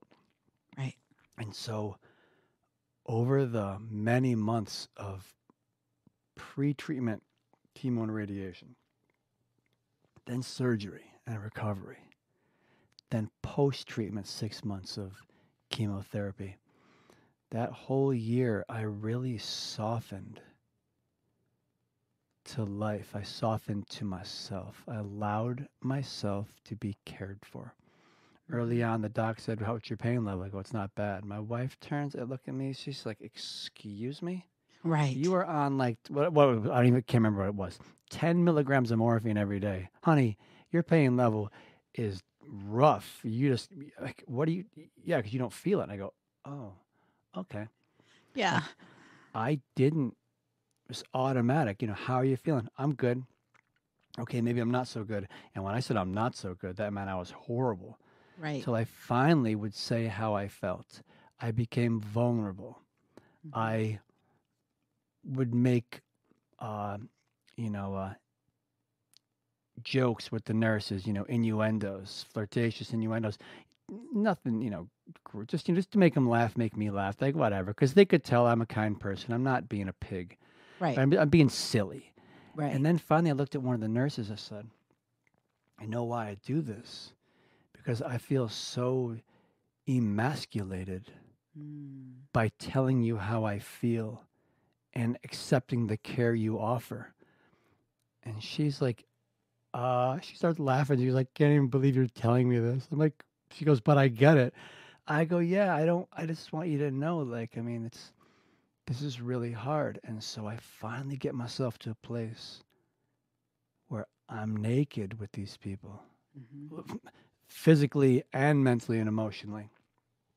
was in radiation, and I had boils on my testicles the size of my thumbnail, and there'd be like 5 whiteheads on each one. Ouch. And there's many of them, and I had like 4 or 5 radiation techs, and these women are all bent down and just like staring at my junk, and I'm just like, is this actually happening? Like, Right. You're like, is this my life? does anybody know that these are my genitals, and maybe I don't want it just to be like, but Show and tell. Show and tell. Yeah. It took, you can hear it took so much to allow myself to be cared for. And then I go home and it's over. Mm-hmm. And I'm not ready to go back to work Mm-hmm. because my body got hammered by the treatment.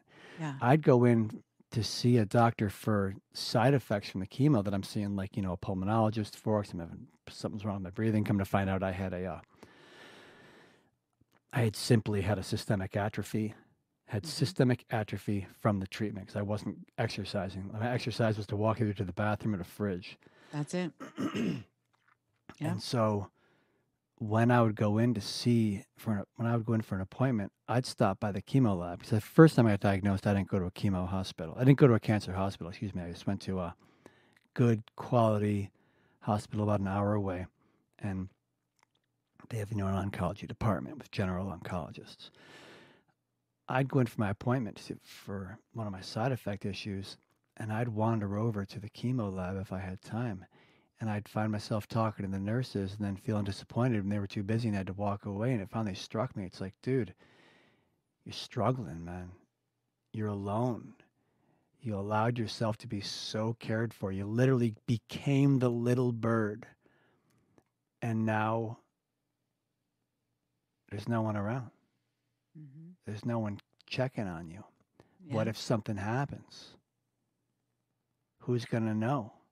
I'm coming up on 10 years cancer-free. It'll be this December. Nice. Should I be so lucky? And I believe that'll be my last scan. Because it's 10 years when you've had stage 4, Mm-hmm. It's I think it's 10 years. What do I know? I kind of stopped paying attention, Carrie. Yeah. It's whatever it is, it is. And my doctor, she's amazing. Yeah. But I wonder if this is my last one. A friend just reached out to me and I said, I'm thinking the same thing because her doctor told her, you're good. You don't need to come in anymore. She's like, what? My doctor still does blood work on me every 3 to 6 months. I see her. Because I'm not on any of the estrogen blockers that people that had my type of cancer take to help them keep cancer at bay. I was unable to tolerate them all. So I just live my life the best way I can. And so as a result of that, she watches me like a hawk, which is good. But I probably have a scan once a year. And I will be approaching 10 years in February of 2022. Sorry. We're already in 21. Imagine that. So it's kind of a blur, it's, how do you feel when you get your scans? Do you still have scanxiety? 2-part answer. It does vary. Mm-hmm. Sometimes it's not so good. Sometimes it's okay. And now they give me Benadryl and some kind of steroid, prednisone, dear God, because I had a mild reaction. So that can make me a little less comfortable. Got it. I learned a technique because, to answer your question, scanxiety was not pleasant. And you're coming up on it and wondering. Fortunately, because I'm out of area, they give me my results the same day. Oh. But going in, as that was a process, I learned a process called clearing. And what you do is, so I have someone that I call and that either I've trained or they already know, they're already trained, to clear me, to ask me every single concern I have. And then when I'm done, be like, okay, what else? Oh, you're done? Okay, what else? Get it all out till I've expressed every possible concern about what could happen. And then that person will recreate what they hear, so I feel heard and seen.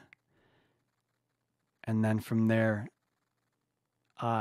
we create who I'm going to be going into this scan or going into this week that precedes my scan. And then sometimes, when I was really, really anxious in the early days, have them on deck that day in case I needed to call and represence myself to who I'm going to be inside of this. And it's really powerful. I was It, going to say that sounds very, very powerful. Not I mean, just useful, but powerful. yeah, and it's a great way to if you're going to go present to a group. I mean, you can do it Absolutely. for anything. Absolutely. That's what I was just thinking. Yeah, That applies to multiple situations. but it really helps with an upcoming scan, and I shared it. I've shared it twice so far on social media, so now I'm just gonna, in the comments, so I'm gonna provide a post, Yeah. and perhaps do more on it and let people know if it's made such a difference for me. Because why did you ask? Because scans can be like everything's going fine, and then out of nowhere, right, it'll hit you. You're like, oh damn, I got a scan in 3 weeks. Mm-hmm. Oh man, why? Why are we having a scan? To see if I have cancer again. Yeah. Yeah.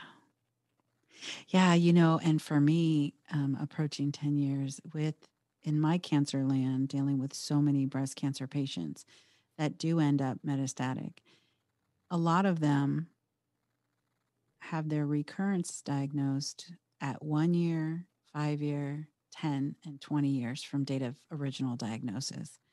And so every year I celebrate, and I'm sure I annoy the shit out of a lot of people on social media, but I don't care.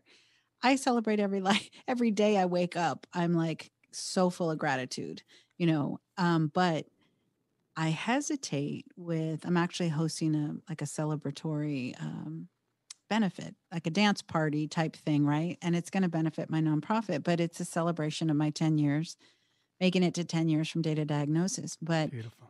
in the back of my mind, I hesitate to do so because I'm like, I don't want to jinx it. Like I went through all the what ifs in my brain. Like, what if I host this big thing and then like a month later I'm diagnosed again?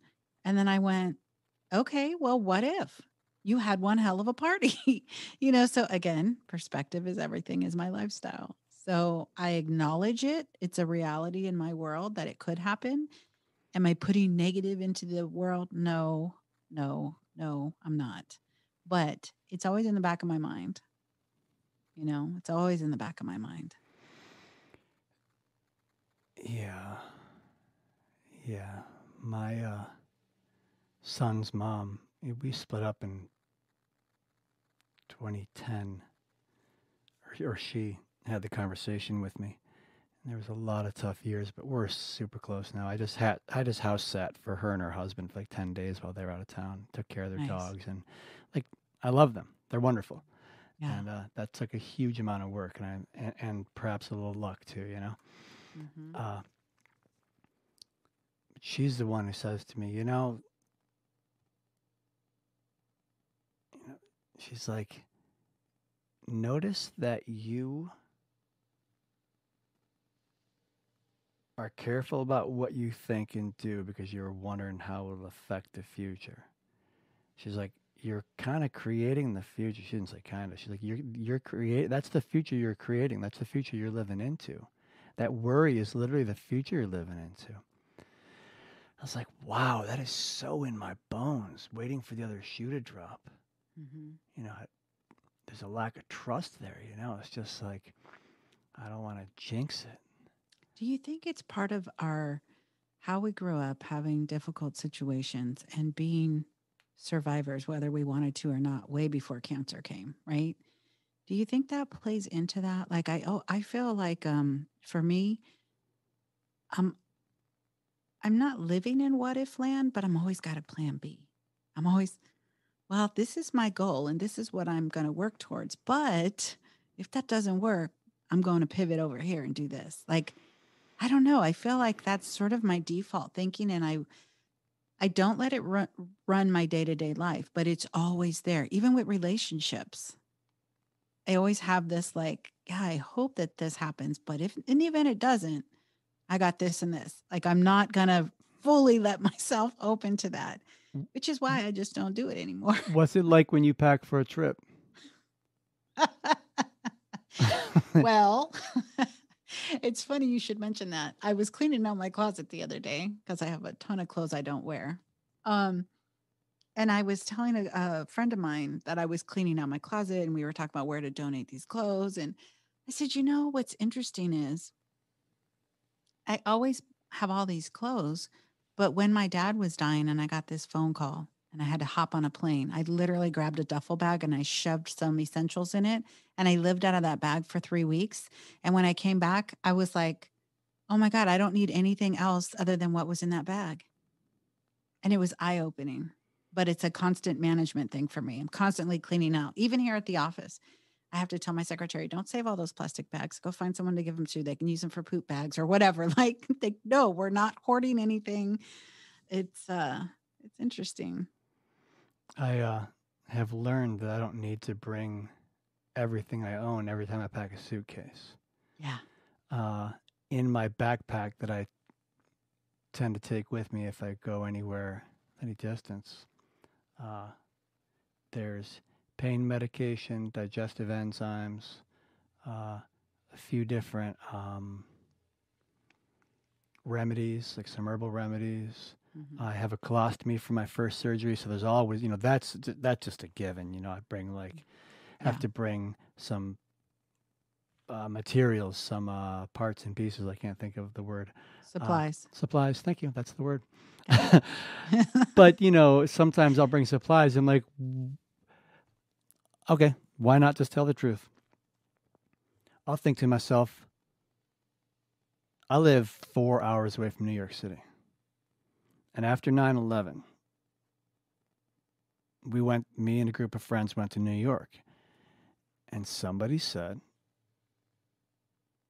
do we want to drive into the city or do we want to park in Jersey and take the train?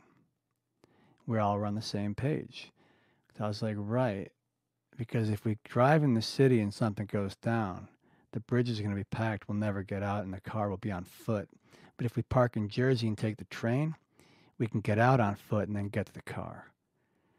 Like, that was the first time I'd actually had it happen in real life, but it's always been like that in my head.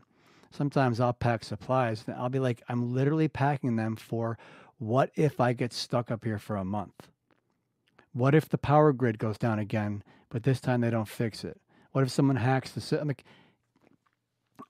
I live my life noticing in the back of my mind this little part that wants to get as loud as it can, where it's like, oh, you never know. You better bring one of everything. Like it's a little bit of my crazy that I'm now letting the world know about. It's and you asked, do I think it comes from my childhood? I have a two-part answer. I do think it's a result of my childhood because I learned that even in the home, even in the nest, I'm not safe. But the other piece is I also think it's my personality type combined with that, because sometimes people have that be their experience, and that's why they're so god-awfully successful. Yeah. Me, right. It's the reason I believe so far why I'm not successful to the degree that I would like to be. Because my personality type combined with what I experienced, I get really anxious about things. I told you earlier in this episode, there's a woman who was a guest and she wants to just she wants to come back again and have a survivorship conversation. The crazy in my head, here's the thoughts. What if more guests call me back and they say they want to have conversations and I don't want to have it with them? Then what am I going to say? What if we have this conversation and then it shifts the whole trajectory of the podcast? And what if it's not as good as and finally I just messaged her and said, let's do it. Because, and this was like maybe after a week or longer of going back and forth. And that's growth in my life, because normally I just would have said maybe and then never got back to her. Got it. And I'm remembering someone else now who is a practitioner, not a survivor, who wanted to come on the show. And the concern is, well, what if I mess my show up and then people don't want to hear it? It's like, get out of your own head. Get out of your own head and just live your damn life and do what you love, fool. You know what? There's something that you said, like packing your supplies, right? So I don't know if I mentioned it or not, but when I was in chemo, there's at some point when it builds up in your system and builds up in your system, your eyes are running like water. Your nose is running like water. So when your I eyes are forgot so about that. watery, Yeah, the yeah, runny when your nose, the eyes are weird. all of that, right? All the things. And you can't see straight because your eyes are so, watery. Well, when my eyes finally stopped watering months later, I was trying to watch television. I was recovering, I think, from radiation. And I like hit the remote control to guide, and I was trying to read the guide. Now, I'd had LASIK surgery years before, probably 9 years before, and corrected my vision to perfect vision. I realized I couldn't see. And I was like, what the heck is happening? Like, so I did the whole close one eye and look out of that eye, then close the other eye. And when I closed my right eye, I realized I could not see out of my left eye, which just had perfect vision. And I was thinking about a week before, I remember I was finishing chemo. Well, I think it was my last treatment. And I felt the pressure in my left eye change. Like it just sort of was like a pop, kind of, not a hurt, but kind of like a, ooh, what was that? And I just went, what else could it be? Right. I mean, all these side effects from chemo, I had crazy side effects. So I just chalked it up to that and went on my way. And so, anyways, when I realized I really could not see, I ended up going to the eye doctor because when you start cancer treatment, you don't go to the dentist, you don't go to any other doctors, you just handle the cancer, right? Right. So when I got my eyes checked, I realized my doctor was shocked, but my cornea had collapsed on my left eye. So I couldn't see at all. Like I see shadows. I see the, not shadows, I see the outline without a crazy contact. So what happened is I have a Mm. condition called keratoconus, and that is a collapsed cornea basically, and it's a side effect of a botched LASIK. So when they did my LASIK surgery, before surgery, my cornea was shaped like a football. And so I had astigmatism and you can't see and all that. So what they Mm. do is they take the laser and they shave off the outer edges of that football shape to make your cornea round and therefore you can see. Well, they went too thin on the left side. And they don't know if it's, chemotherapy related or not. Who knows? But the bottom line is my cornea collapsed. So now on top of cancer, I'm blind in one eye. Mm-hmm. I can only laugh about it because it's like, seriously, whatever.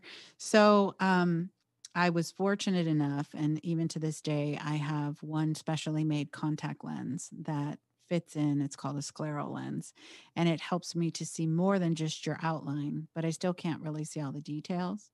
And then on top of that, they just prescribed me glasses that can go over it and sharpen it a little, and Mm. also now correct my right eye because now my right eye, the vision is going.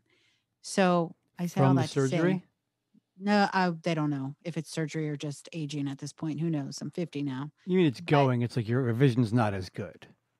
it went from 2020 to 2075 Hmm. on the right eye. So, but without my contact, I'm completely blind in my left eye, and so I have very special supplies. It's not like a soft contact you can just pop in. It's got plungers, it's got three different special solutions. So it's like a process. If I go anywhere, I have to think about taking all my supplies with me and I can count out and go, I use 3 vials of this per day. But when I travel, I'm always like, nope, because what if this? And because you can't just get this shit anywhere, right? So I'm like, that's the first thing I thought of when you said that. It actually hampered me doing anything. I actually wouldn't travel by myself because I'm always afraid if that contact falls out, comes out, cracks, breaks, I need a seeing eye person with me. Mm. Because have you ever closed one eye and tried to drive, or No. close one eye and just try to, yeah, it's all bad. So yeah, but I finally got to a place like you where I went, I can't worry about all that. I'm just gonna live my life. And what's the worst thing that happens? The worst thing is you'd have to reach out for help, right? God forbid. God forbid we actually ask for help. Yeah. And admit that we're vulnerable in some way. Yeah. Crazy. Yeah. So after I had had all the treatment the first time, when it was over, I went and I don't remember how it worked, but yeah, I had great insurance because of my job, so I went to this really nice. I'm not a glasses person, so I don't know the words. I went to a really nice glasses. They have a great bunch of doctors there. Optometrist? Sure, let's call it that. Okay, let's go that. The ophthalmologist or the optometrist, one of those. And she did my eyes, and she's like, "Okay, you've got to we got to bring your eyes in. We got to do this thing to pull your eyes in from the sides, and all this corrective stuff. And here's the lens." I told the nurse practitioner who worked with my oncologist that it affected my vision. She was like, "No, it couldn't have." And then when I ended up getting a pulmonary embolism post chemo, oh yeah, I was like, "Why am I so tired everywhere I walk? Why am I get short of breath?" They're like, they give me all these tests. They finally give me a scan. I go home. They call that day. They're like, "Please come back right now. You cannot drive. Someone has to drive for you. You have a pulmonary embolism." Oh, shit. So I'm like, "So this was from the chemo, huh?" And she's like, "No, you can't assume that." I'm like, "Oh, I see. The vision is not from the chemo. The pulmonary embolism is not from the chemo." I'm like, "Easy, Tiger. Yeah. It's okay. Y'all gave me the mile long list of possible side effects, and I got most of them. Right. You don't need to defend. You don't need to deflect. It's like, it's cool. I'm alive. Right. Yeah, maybe I'll go cry about it later. But Yeah. right now, it's just like, I'm alive. And my vision needed so much correction that 2 years, 3 years later, when I finally got around to getting glasses again, I'm not a glasses person. I'm not accustomed to the whole thing. My doc's like, it's a different insurance, so we go to a different place now because you can't ever go, it's Yeah. that craziness. And he's like, "What do you have this prescription for? You don't need this." I'm like, "Because I needed it." He's like, "Well, that doesn't make any sense. Like, you don't need this prescription. Did you make a mistake?" I go, "No, I had chemotherapy, and I think it really messed my eyes up and made things weird." And he's like, "Okay, good enough. Moving forward, you don't need it." I think he was kind of like, oncology and chemotherapy and vision, that's not his specialty, right? Right. Right. Right. Maybe there's, and if it's a rare side effect from chemo, they're not going to know. Right. And how's that when you go into your treatment and you suddenly realize, like, oh, wait, it's not a standard protocol for each person? No, we're designing as we go along. It's create your own adventure. Yeah. Yeah. Oh, boy. Oh, I tell you, laughter and lip gloss. See, this is how I got through all this shit. Yeah, right. You're like, first the cancer, then the eyes. It's like, do I hear locusts? Are there locusts out in the yard? Yeah.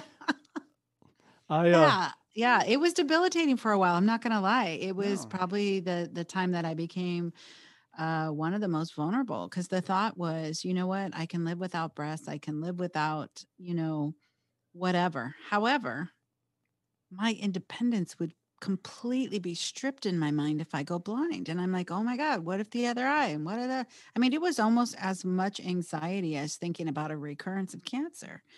Like, I can't lose my vision. But then my mindset, thank God, switched to, okay, so if I had to lose either vision or hearing, I'll go blind because I need to hear music because that's my therapy. So what else? Like, what else? What next? Else? Yeah. I saw a cat jogging down the road, and one of his arms stopped at the elbow, and I just had my colostomy not that long ago. It's been like since 2008, but back then, and I looked at him and I thought, I think I'd rather have the colostomy. Mm-hmm. He'd probably look at me and be like, I think I'd rather have the no arm, but I don't know. Right. Who knows? But it's these funny things. You deal with it. Yeah. You get what you get. Yeah. You get what you get. And then it's, some stuff we're just not in control of. So what can we control? How much are we in control of? How much are we actually in control of? What can we say that we can 100% control? I can't think of much. I can't think of anything right now. Yeah, no. We like to be in control. Mm-hmm. And when you get diagnosed, you're like, oh, I'm in control of kind of nothing. Yeah. That was the hardest part for me.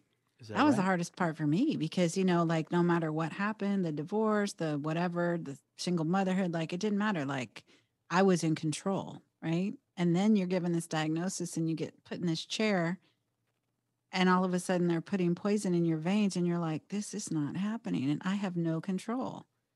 And the side effects, like each treatment, I had 6 treatments and each one was very different.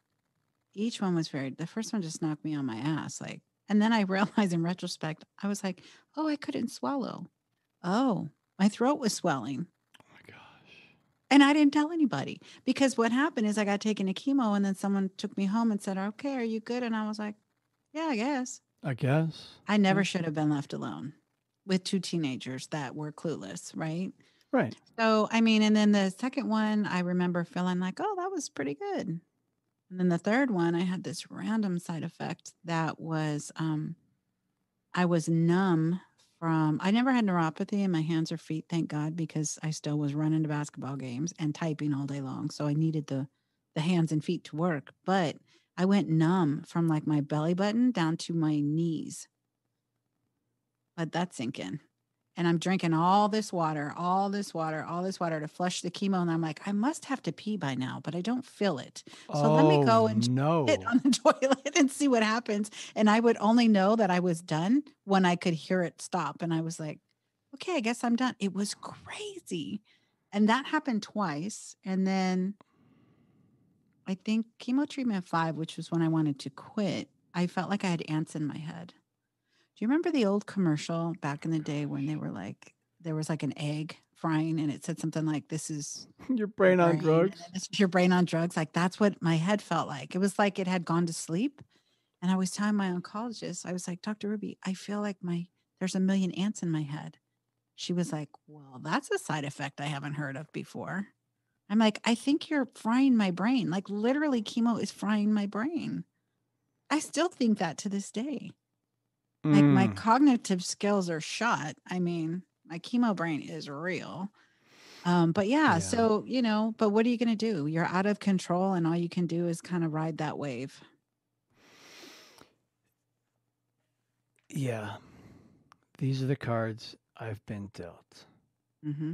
And I can play them or I can be pissed off at the universe, pissed off at God, pissed off at whatever it is that you're pissed off at, however you operate in the world, for having gotten these cards. And really, when I came to that realization, oh, it doesn't feel good. It's like after my wife ended our marriage, I'd never known what hate felt like.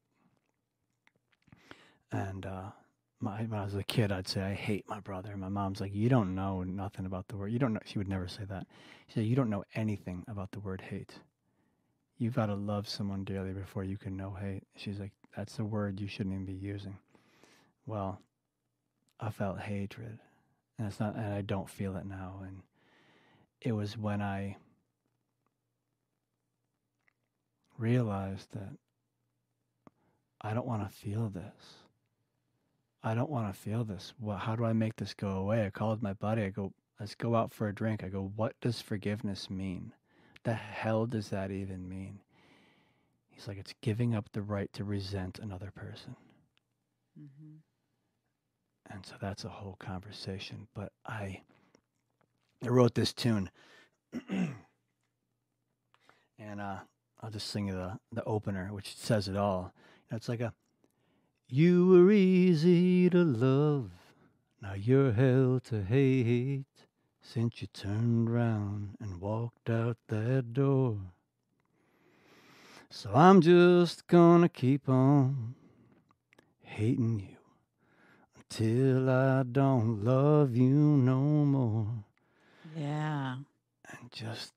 that says it all. Yeah. It's all a choice. Yeah, it is. It's, hate is like a vulgar,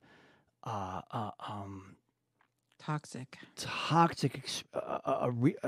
and I don't want to say expression of love, but it's like, it's love that is turned into something so foul. Yeah, it's like a toxic form. Yeah, and it's like, why am I crying my eyes out and so angry? Because I love her so much. Mm-hmm. And why am I don't want this to be? And, dealing with cancer was easier than dealing with her leaving me because, like, who are you going to argue with when it comes to cancer? Oh, nobody. Right. Right back to what we said. Why am I going to be miserable about this? 'Cause I can't change it. Right. I'm gonna live my life. I'm not gonna die while I'm still alive. Have Right. my moments where I think it might be easier, Right. but that said, she and I did a lot of work, and did a lot of looking in the mirror, and I realized like we weren't cut out for each other, but neither one of us knew it, and she finally Right. figured it out, Right. and I'm we're so glad you're in a good place now and can be friends. And thank you. It took a long time. yeah. It took like 5 or 6 years. Yeah. I forget. It's also, Kind of a but blur. yeah, it's kind of a blur. Everything's just great now. I get together with her and the kids and her husband, and we all just have dinner and play games. And we're the pod. You know what I mean? The COVID pod. That's Right. how we've been doing this thing.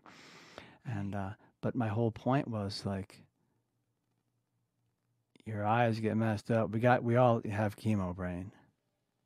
You know, all the side effects, and it's like, well, I can be pissed, and nobody would argue with me about why I'm pissed. But am I going to be happy? Right. Because all that negative energy. What if I just choose the life I have and I play the cards I've been dealt? And I speak for me. Some people Yeah. they have cards, and I'd be like, yeah, I don't know how to approach that one. Yeah. you're gonna, Right. you're gonna Yeah. have to We're just manage dealing it. with our own shit right here. Yeah. And each Yeah. person, you've read about, you've learned about people like, the folks in the concentration camps, or the folks in the gulags, and just Nelson Mandela. It's like people have been in profound circumstances, and they have chosen to have peace, Right. to have peace of mind, and that's it's been an inspiration to me. Like I mentioned Martin earlier on, Martin Luther King Jr. Like, blown away. I get how Malcolm X was like, nah, maybe we need to give him hell, Yeah. Yeah. But Yeah. Yeah. but I'm inspired. My particular personality is inspired by Martin, of just like peace and love can, how do we want to live our daily lives? Like, he went in, he specifically scheduled because he stepped in to support the Southern, what was it? The Southern Christian Leadership Conference, I think is what it's called. Mm-hmm. He went in to support them, and they would specifically have protests in communities that would attack them. Mm-hmm. One sheriff stood by and watched them all march, and they never went back there because they're like, that's not making headlines. We need to make headlines. But even with that intentional, like, antagonistic approach, it was with peace, and it was from a place of love. And From a place of love. Yeah. and I just, I think my teachers have taught me, you can come from fear or you can come from love. And neither one of them is wrong. But what kind of life do you want to live? You got to be true to you. Yeah. You got to figure out how you're wired and why you're wired, and do you accept it? Do you embrace it, and then run with it? Yeah. Yeah. Just observing, as you said, distinguish how you're wired. Notice how you're wired. Like, when one of my teachers was like, observe your own thinking. Like, oh, look at how, oh. Like, you and I share we're clearly not preppers, but it's, like, how many doses of this do I need to bring? Should I just like have a moving truck behind me with all my stuff just in case? It's like, Yeah. sometimes you just gotta go forward. If I'm in a tough enough situation, I'll call the local hospital and be like, so I'm in town. Right. I have a colostomy. Yeah. I got no supplies. And, Yeah. how do you want to help me with this? Right. Right. Mm, Yeah. it's hard. It's hard. I find it to be a beautiful journey. And very difficult. In younger years, I equated a beautiful journey with easy. Yes. But look at all we've gotten. I say cancer was a gift for me. For me too. I'm so glad I got cancer.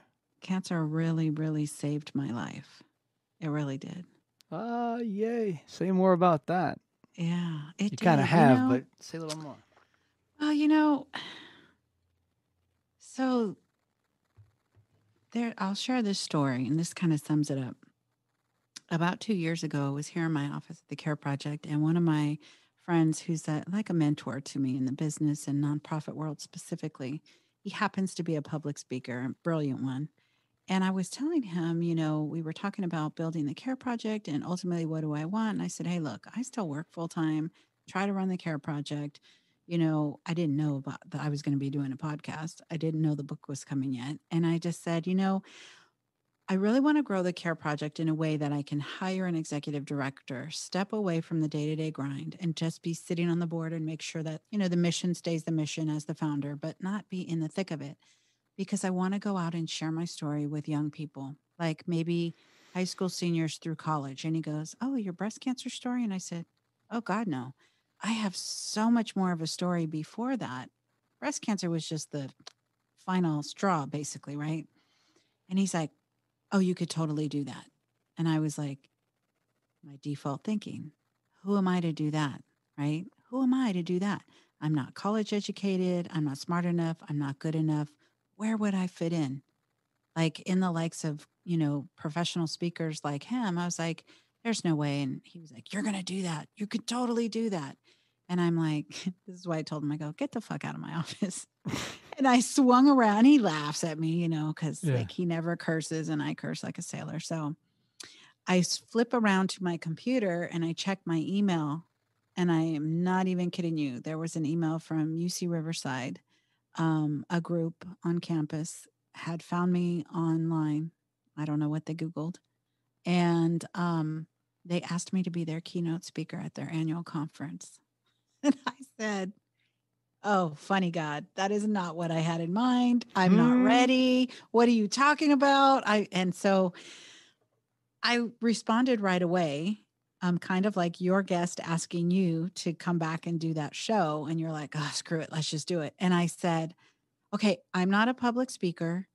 I would love to talk to your group, but if you're looking for a professional keynote, like I'm not your girl, like I gave them every reason to not choose me. She's like, oh, no, no, no.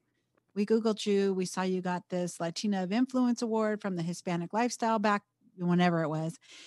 And we read your bio and it talked about being an 18-year-old mother and then realizing I need to go to a trade school and get some skills and start working. And then I got cancer and then I started a nonprofit. So they found all that to be inspiring. And I was like, oh, okay. And I was like, well, I did say I wanted to do that. And I was like, shit, okay, I'll do it. So mind you, I had like 2 months to prepare, right? So I'm like, what's the theme of the conference? And it was the Mujeres group. So Women United, right? And the theme was motherhood. And essentially the underlying tagline was something like, you don't have to be a mother. You don't have to give birth to be a mother, right? But we can all mother each other and care for each other and that type of deal. So I was like, oh my God, how am I going to do this? I was an 18-year-old teenage mother, like the poster child for the first time you have sex, you can get pregnant. That's me. I don't feel like I was the greatest mom. I know I was a great provider. I know that I worked really hard. I know that my kids were the center of my life, but I don't feel like I was the mother I wanted to be. You were a In that I child. wasn't, yeah, I wasn't like warm and squishy. And I wasn't, I was more like the traditional dad role, if you will. So I say all that to say, I had all this time to prepare, thinking all the while, who am I to do that? Right? What am I going to possibly give to these brilliant college kids?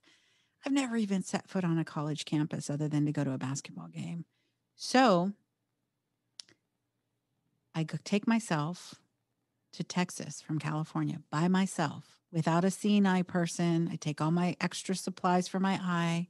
I go to my very first Airbnb and I lock myself in there for a weekend with the intention of I'm going to write my speech, if you will, or my talk, whatever it is. And I had no clue how to prepare. So this is what I did. I flipped open my laptop and I started typing out from my most early memories, like from age 3 to present. And as I was typing and just vomiting out on this keyboard, these things that had happened or had said to me, things that were said to me, things that happened to me, choices I made along the way that were like life altering in some way. I was dumbfounded at all the shit I had been through. And I was sobbing when I read it back.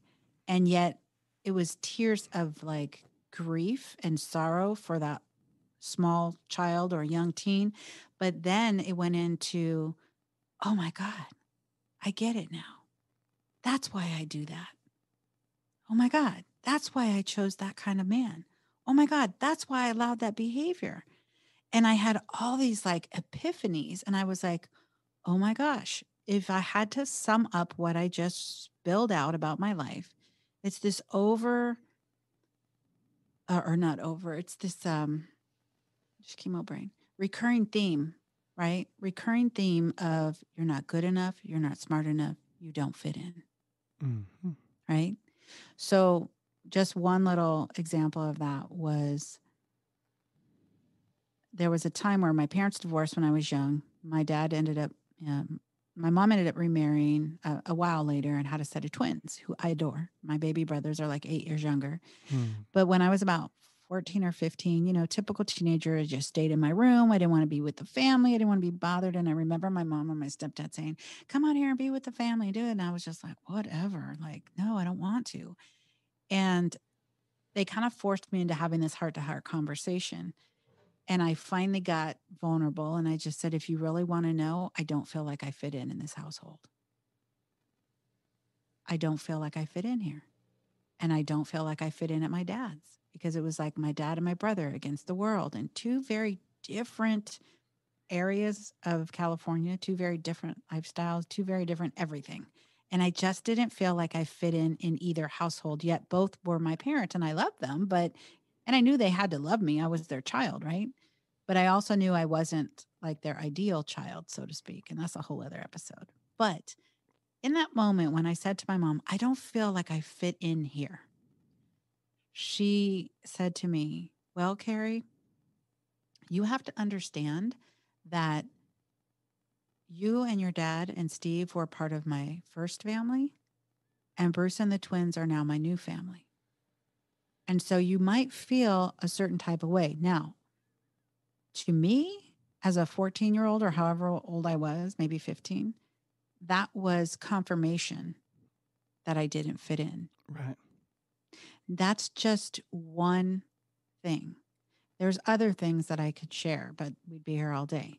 And so it was just instances like that from home life to school, bullying, whatever, where I didn't feel good enough, smart enough, I didn't fit in. So when these people asked me to come speak, I was like, there is no way in hell.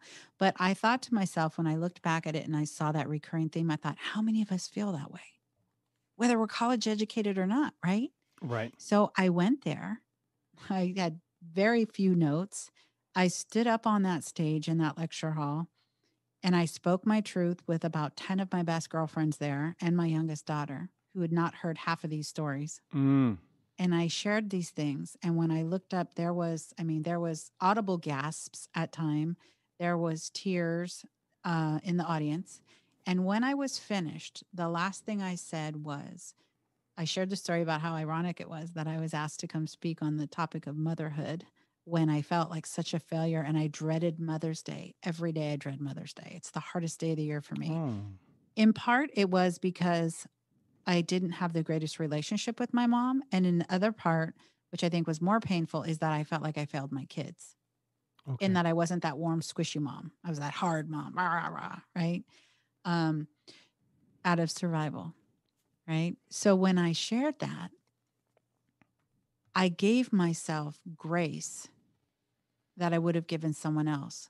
Had they told me their story of what they had gone through and why and how they were conditioned to get to that recurring theme in their own life, I would have given them all the love and grace and validation that they were normal to feel that way. And what I did on that stage is I said, today is the day that I release all shame. I release all guilt. I did the best that I knew how to do with the tools and the resources I had. And so today I love me. I accept me. I respect myself. And I know that I'm making a difference in my world right now. I can't change anything in the past, but going forward, this is who I am. And if you don't like it, there's the door. And I have felt 50 pounds lighter since that day. And I hope that everybody can get to that point at some sooner part in their life than age 48, because I was 48 when that happened. And since then, the trajectory of my life has completely changed. Completely Hallelujah. changed. Yeah. And that's how cancer saved your life. Yeah. Brought you to that point. It did. It did. Because now I have created a space for everybody like us that can come in here as they are, their authentic selves, whatever that is, however they're wired, and they're loved on here, they're cared for. Our tagline at the Care Project is never stop caring. Because we realize, and I know you know this firsthand, that survivorship is the hardest part. Right? And for some of us, it takes a cancer diagnosis to have an awakening and to realize that our life is worth something and we are valued. And guess what? You don't have to fucking fit in. Make your own way. Right. And that's what I've done. I've created my own life. And now these estranged relationships with family members who maybe I didn't turn out to be their ideal, they really love and appreciate me as is. They value me now. And it took me getting cancer for some of these relationships to be healed and to turn in what they are today. And if it took me getting cancer, so be it. I'd do it again. I wouldn't change my diagnosis now. If I could rewind and divert this, I wouldn't do it. I wouldn't do it. It's really given me purpose and drive. Like I said, I was surviving before and now I'm living. I'm living a life of purpose. And that is fucking priceless. Sorry, Mom, for the F word. It's fucking priceless. It is fucking priceless. I thank you so much for telling that story. It's your experience. It's important to hear the whole thing because, like, when you, and granted, you only told a part of it, but hearing just the positive outcome for me is just, I want to know where you fell down. I want to know where you got stopped, because it's getting back up that can be the hardest part. But it's like getting back up from what?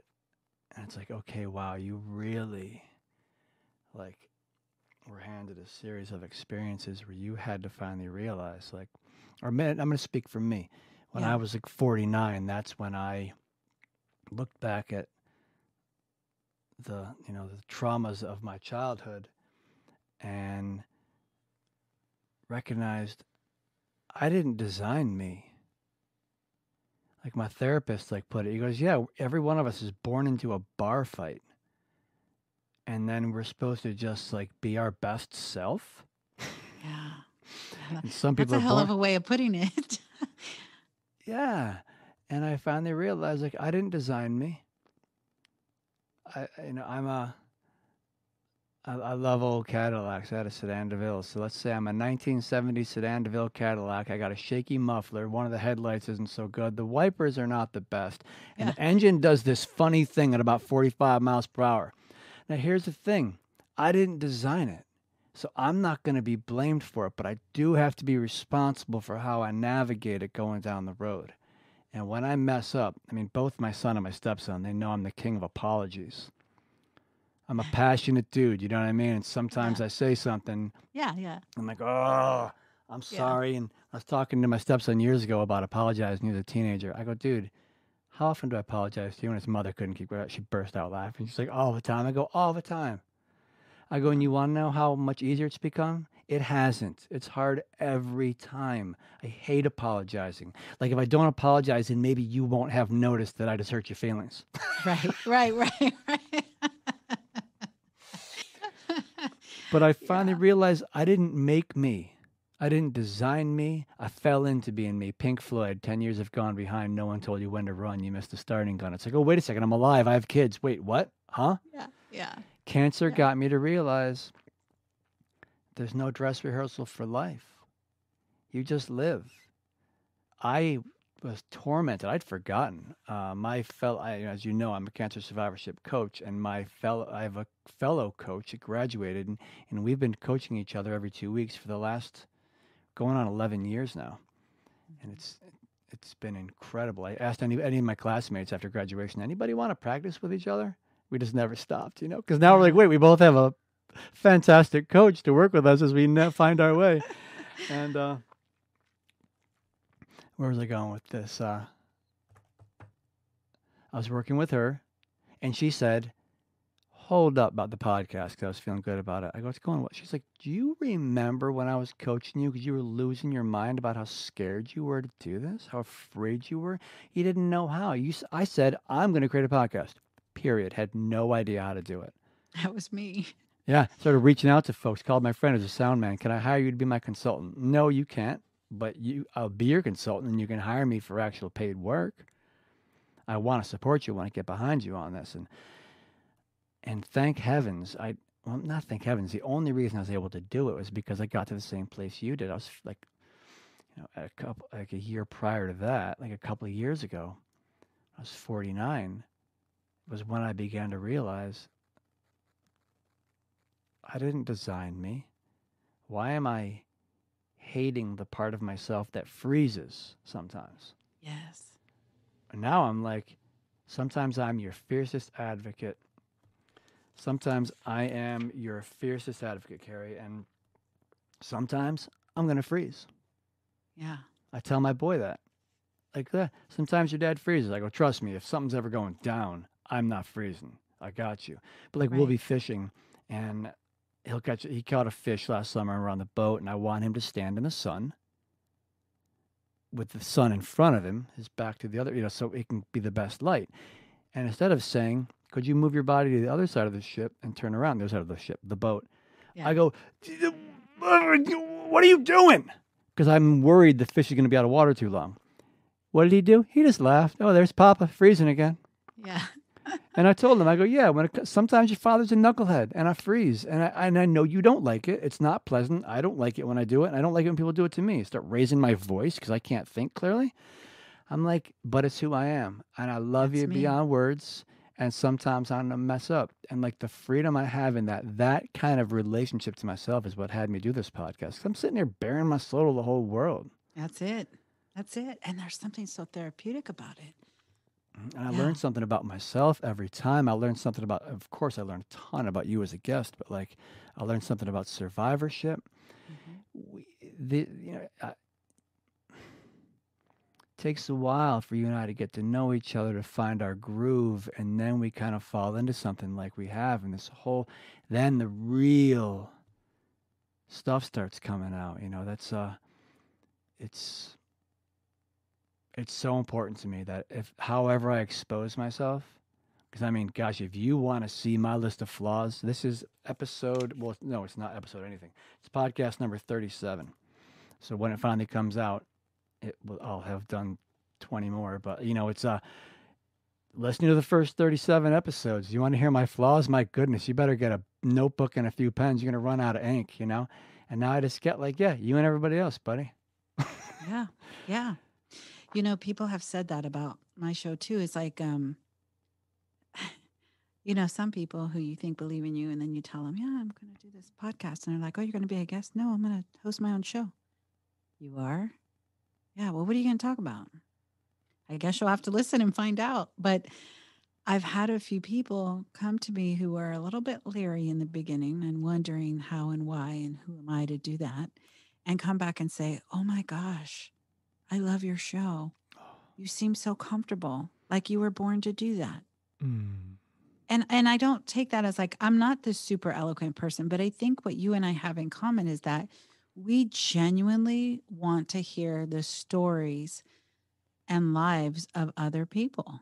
We want to know their story and not just know it for the sensationalism of whatever, ooh, they had stage this or they're terminal or this. Like, we don't, it's not about that. What it's about is the human design, the human story, the human spirit, right? How did you rise to the occasion? You know, how does that, me sharing the story of, oh my God, I've never been on a college campus. And here I went and spoke, 2 months after saying, I want to speak and tell my story. I went to being a keynote speaker. Like, who am I to do that? But more importantly is, how did it change my life? And I know that you genuinely care. And And that's why you and I are good at what we do, yeah, because it comes from a place of authenticity. It comes from a place of being wired in a way that we really do care a lot, sometimes more than we want to, but it's just how we're wired. So we go with it. well said. Yeah, I'm not all that articulate. When I was a kid, excuse me, my family, we were at my uncle's house. We'd gone and visited, and my brother, mom, stepdad, and uncle were all being so witty and so funny and so quick, and I couldn't keep up. And in that moment, I decided I'm stupid, Mm-hmm. and I'm going to be funny so people will like me. And I also decided that I can't be as articulate as them, so I'm going to learn to use the word fuck in more ways than any human ever has.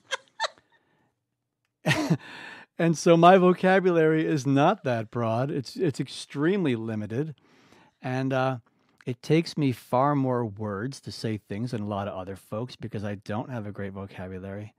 And I came into this with like, yeah, I'm not the brightest bulb on the tree. I don't know a ton about cancer. But what I do know is just as you said, I'm really curious about your experience. And when you open your heart and share it, I'm gonna return with something similar from myself because I I don't want you.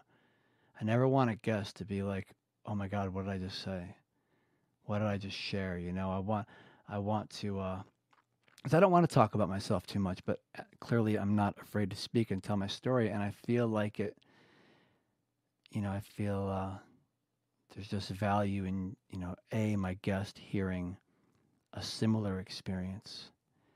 And also, when you volunteer something very vulnerable about you, I want to do the same. I want to keep that field level. I'm not, maybe it's the only way that I can have the courage to even ask you certain questions Mm-hmm. is because I'm like, yeah, yeah, that I time that I feel couldn't it's get to the bathroom. engaged. Hmm? Yeah. But it's engaging, right? Because I've been a guest on other shows where I feel like literally they just wanted to fill a spot, if you will. They wanted to hear a little bit of it, but not get too deep. And, oh, okay, man. And while I'm speaking to them, I feel like they're not even really soaking in what I'm saying. And so I think it's important for us as hosts to share some of our experience, to engage. It's not a comparison, it's not a contrast, it's engaging and sharing. And I think, like you said, that vulnerability piece is so important. Yeah, yeah.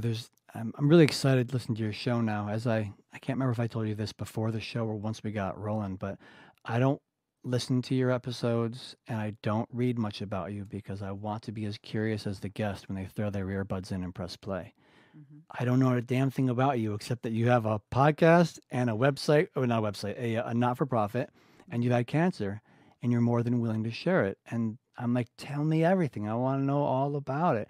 Right. And I I think there's value in all kinds of podcasts and Yeah. all kinds of conversations, um, and I'm clear that mine is different in that I don't have any questions except how old were you when you were diagnosed and what were you diagnosed with? And from there, we can go any direction. From there, it's your show. And it's, if I recreate who you are and get curious about you, then everything that matters to you most becomes the forefront of the conversation. And yeah, I'm a passionate dude. I'm going to get excited and start, Yeah. talking about other stuff and asking you just whatever gets me curious. But yeah, it's really fun, and I'm very excited to listen to your show because now that I know how you are and your willingness to laugh and cry, your willingness to be vulnerable, and equally just to like just throw something over the railing and be like, whatever. Yeah. Like, this is my life. Yeah. I'm just gonna be. It's gonna Yeah. go as it goes. And if I bump into something, I'll take care of That's it. it. What else can we do, right?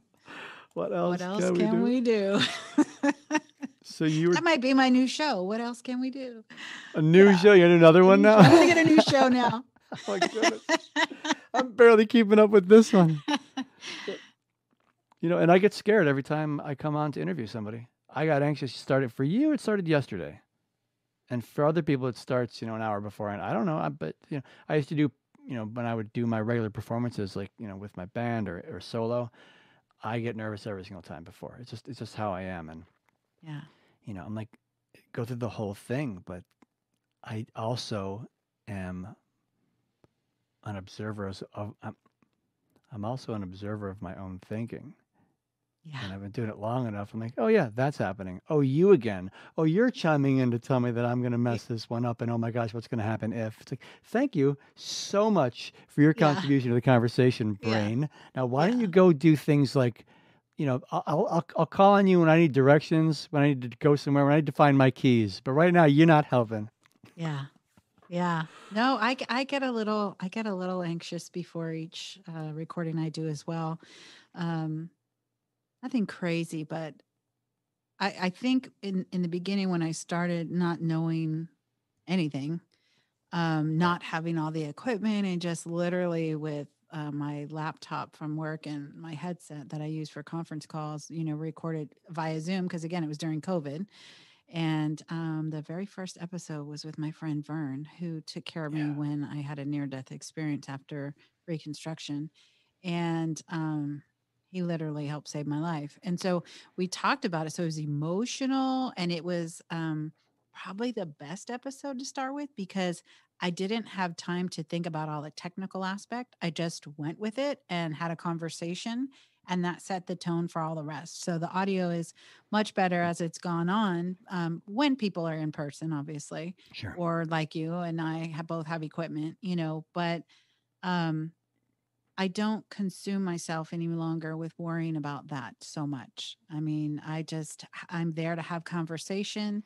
I sometimes will do a little bit of prep work, but not a lot because, like you, I just kind of want to hear it from you. Um, Unless it's a specialty of obviously of services or something like that. But like I interviewed former NFL player Devin Still, whose daughter Leah was diagnosed with stage 4 cancer years Mm. ago, and they lived it very publicly, and they've started their own foundation. And I was on Clubhouse and I was in a room, and he spoke to someone who was very anxious about giving up on their dreams, and he just spoke life into this woman when none of these other so-called celebrities would step up and answer. And I shot him a DM on Instagram and I just said, I know you're going to think I'm a crazy lady. I'm not stalking you. But I just want to say thank you for giving that woman what she needed. And I'm so proud of you for doing that. And then I realized later he's my son's age. So it didn't sound creepy, me saying I'm proud of you. But he reached back out and he just said, thank you so much for that. And I just said, I too faced cancer. I have a nonprofit as well. We do the same thing as yours. If you would consider it, I'd love to have you on. And he said, "Oh, I'd love to support you in that way." And I was like, Aw. what? Right, right, right. So an NFL player, what? So, but I had him on and it was just like you and I talking now. It was very natural and it was great. And you know what? People are people. There you go. And no matter how famous a person is, they're still a person who has to get Absolutely. up and brush their teeth and Yeah. wash the bed sheets. And it's, Yeah. it's there's real freedom in that, and recognizing that just like it's Yeah. and I'm so happy for you that you're able to just chat with him. Yeah. It was powerful. It was powerful because I didn't chat to him as the NFL player. I chatted with him as someone who overcame adversity and challenges and to become a college player and then to become in the NFL and then to be hit with his daughter having supposedly terminal cancer. And here she is today, thriving, and how, just like me, his life was completely changed following cancer. Yeah. And now he's got this foundation and he's doing major things and helping, so many families affected by pediatric cancer. But, you know, um, yeah, we're all just human, right? Doing the best we Yeah. can. Yeah. And I feel so free now that I've had cancer. I feel so Right. free. Right. It just, who knows when it would have happened in my life? It naturally would have happened, but cancer, cancer hit the accelerator for me. And so, yeah, we're gonna do this in about 12 months. Yeah. Yeah. Exactly. Yeah. Oh, so you are just shy of being 10 years out. It was 2012, Hmm. and it's now 2021. So you're like, what? When was it? When was it in 2012? Um, I got my diagnosis at I want to say January 31st. I had my mastectomy February 13th. I'll never forget that because I came home on Valentine's Day and my boyfriend at the time said, I can't handle this, and left. I Mm, was like, okay, so here we go. So yeah, February. So I that's why I'm can't having my handle big this. celebration. Yeah. He didn't come out and say it, but his actions did when he left that day. And I Yeah. didn't hear from him for weeks. Sounds like it's good that he left. Yeah. You don't want someone who can't handle it around trying to pretend they can handle it. It's got to Right. be a real kick in the gut. I'm not stepping over that, but like, if Right. you can't handle this, Yeah. oh well, because Well, what then I we didn't, make it about us versus right. like, what were you gonna say Right. though? Yeah. Well, what I didn't know then is that he had a whole host of other emotional and psychological issues going on that I wasn't aware of. Mm, And he was there when I was diagnosed. He was there the day I went in for surgery with my parents, and he was there when I woke up. But it was, I think, that overnight. Ultimately, he did me a favor, and yeah, unfortunately, I want to say maybe 2 years later. I don't really recall. He ended up taking his own life. oh, And it was really, really sad because I knew his three sons very well. I still oh, know them. I love them. And they were young men. And he just had a lot of unresolved issues that I didn't know about. And so I wouldn't have been able to support him, and he definitely couldn't support me. right, yeah, So, but yeah, and ultimately, going back to what we said in the beginning, when you're diagnosed and you're trying to console everybody else and reassure them like you're going to be okay, there's no way. I had two kids there, one out of the country, 32 basketball kids, my parents, my three brothers. I couldn't take care of one more person. I yep, couldn't. So while some people said, "Oh, you're just going through it all alone," it probably was the best thing for me to do so. right. You're already full. If the person wasn't there to support you, Absolutely. it's Yeah. mm. Yeah. The second time I got diagnosed, I went through it alone. My wife ended our marriage after my first diagnosis. And then 10 months later, I was diagnosed the second time. And I was like,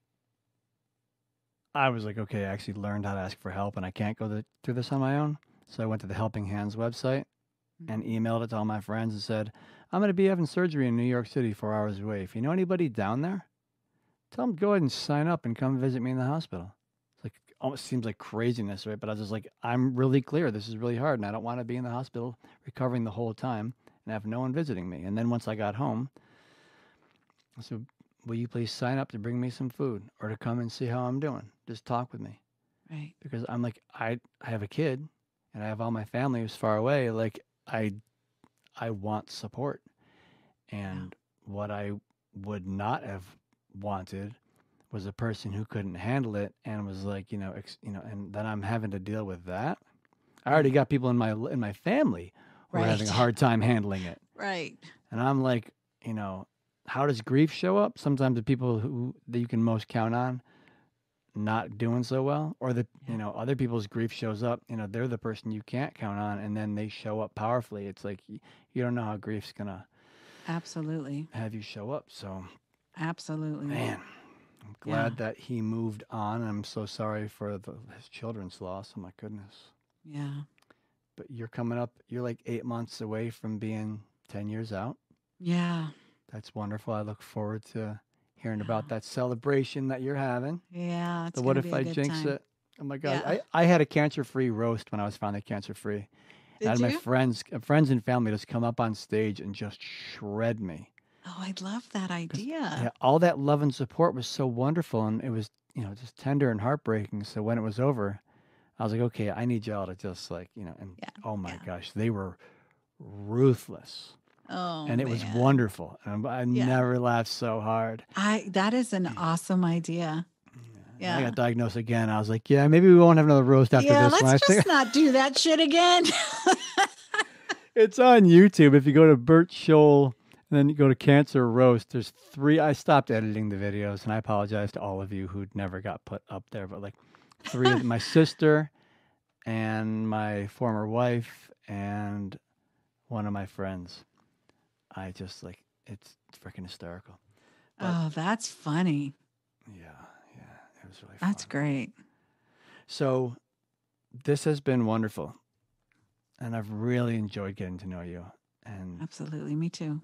laughing with you and learning so much about you. I want you to tell everyone again the name of your website and your podcast and all your socials so they can find you and start listening and join me in listening to your show. I can't wait to listen to you. Yeah. So my nonprofit's called the Care Project Inc. and the website is thecareprojectinc.org. And there you can find a way to the podcast, which is called Handle with Care, Breast Cancer and Beyond. And yes, it is for more than breast cancer patients, hence the beyond in the title. So, and then you can find the book there, Handle with Care, or your support group in a book, which again is great for newly diagnosed breast cancer patients, but really any cancer patients and their loved ones. You can find me on Instagram, personally at TCP Founder is my personal Instagram. And then, of course, the nonprofit is the Care Project Inc. Yeah. And I'm also on Facebook. The same tags? Same tags. The Care Project Inc. is our business page. And then my personal page is just Carrie Madrid. And that's part of your socials you share, apparently. It is. That's kind of like a... I'm an open book. Okay, yeah. I keep mine. My Facebook is like, no, this is me and my friends and all my inappropriate jokes. Yeah. Well, you know what I have on Facebook? I have a private group. I have a private group for my very inner circle. And that's where I can, when I want to post something or I want to reply to something, I just put it in there and I'm like, guys, did you see this shit? Right. Because I never started, my personal Facebook was never for business, but organically that's kind of what happened. And I thought maybe I should start a professional page. And then I thought, well, who am I to have a professional page? There I go. Who am I? Right. So in fact, I was just talking to my friend who's a marketing expert. He's like, you really should probably start the podcast, its own social media. And I'm like, yeah, I'll think about it. I don't know. What's your take? Should I do that? Oh, so you're saying you have a socials feed for the organization. Correct. And you have one for yourself, and you're wondering if you should have one for your podcast. I mean, if you're posting your episodes on your organizational feed. I'm doing them on everywhere. Everywhere I'm at, they're there. Yes. But I kind of feel like maybe I should have a dedicated page now that I think it's past the trial run and I'm probably going to keep doing this. Yeah, 45 episodes later. Well, my cancer survivorship coaching feed is separate from my podcast feed. Yeah. Because I was really, I had put my coaching feed to bed. I'm like, I don't know if I need a coaching thing. But then I brought in a marketing person and she was like, you just want it there. It doesn't have to post all the time, but you just want it there, a little something here and there. So I'd already had the podcast. So now I have both. And, I'm not a big social media person. It's really a stretch for me to, to post regularly and to put my thoughts out. I'm way more comfortable because I don't know what the hell I'm ever going to say. And I mean, gosh, if you go back and listen to all the episodes I've done, it's just like, I'd rather kind of just find my way through a conversation is if I go to write it and type it and put it That's in the me. post, then I'm like, I'm going to revise this 37 times Yeah. and then forget about it in the meantime. Yeah. So I do that too. I don't know. I mean, should you have a separate feed for your podcast? That's a good question. I don't know. I like you. I have my coaching website, and in that is my podcast, Yeah. and in that is my what do you call it? I'm not remembering a damn thing right now. It's so funny. I'm transferring my chemo brain to you right now. Hmm? I have a link tree. I don't know if you have one, but I love it. It's the greatest thing ever. I don't know what that is. I just have my website. People, I see Linktree, but I just have to go to my website, and all my stuff's on my website. What's the point of Linktree? Well, Linktree is so my website is my website. That's not Carrie Madrid. That's the Care Project Inc. It's the nonprofit I started, which I don't know that I'll be there my entire life. But Linktree is just a link that has, you can find me on every single thing, every article that's been written about me, any podcasts I've done, my own show, my clubhouse. So any way you need to contact me, whether it be my book, my podcast, whatever, it's all on this one link and it's free. It's fantastic. Like a modern day resume. Interesting. I thought that's what my website was. It is. Okay. But so my website is within that. So like how you have your coaching and you have this and you have that. I mean, if you have separate things, you can easily direct people to various things. So it's just a way to direct people to the various things you do aside from going to your website. If they don't want to go to the navigated website, they can just go to Linktree and just click on it directly. It's kind of like your highlight reel almost. Yes, it is. But I have it. It's like like on Instagram, it's in my bio. Mm-hmm. So if you go on Instagram, it's literally in my profile on my bio. If you click that, you can reach me wherever.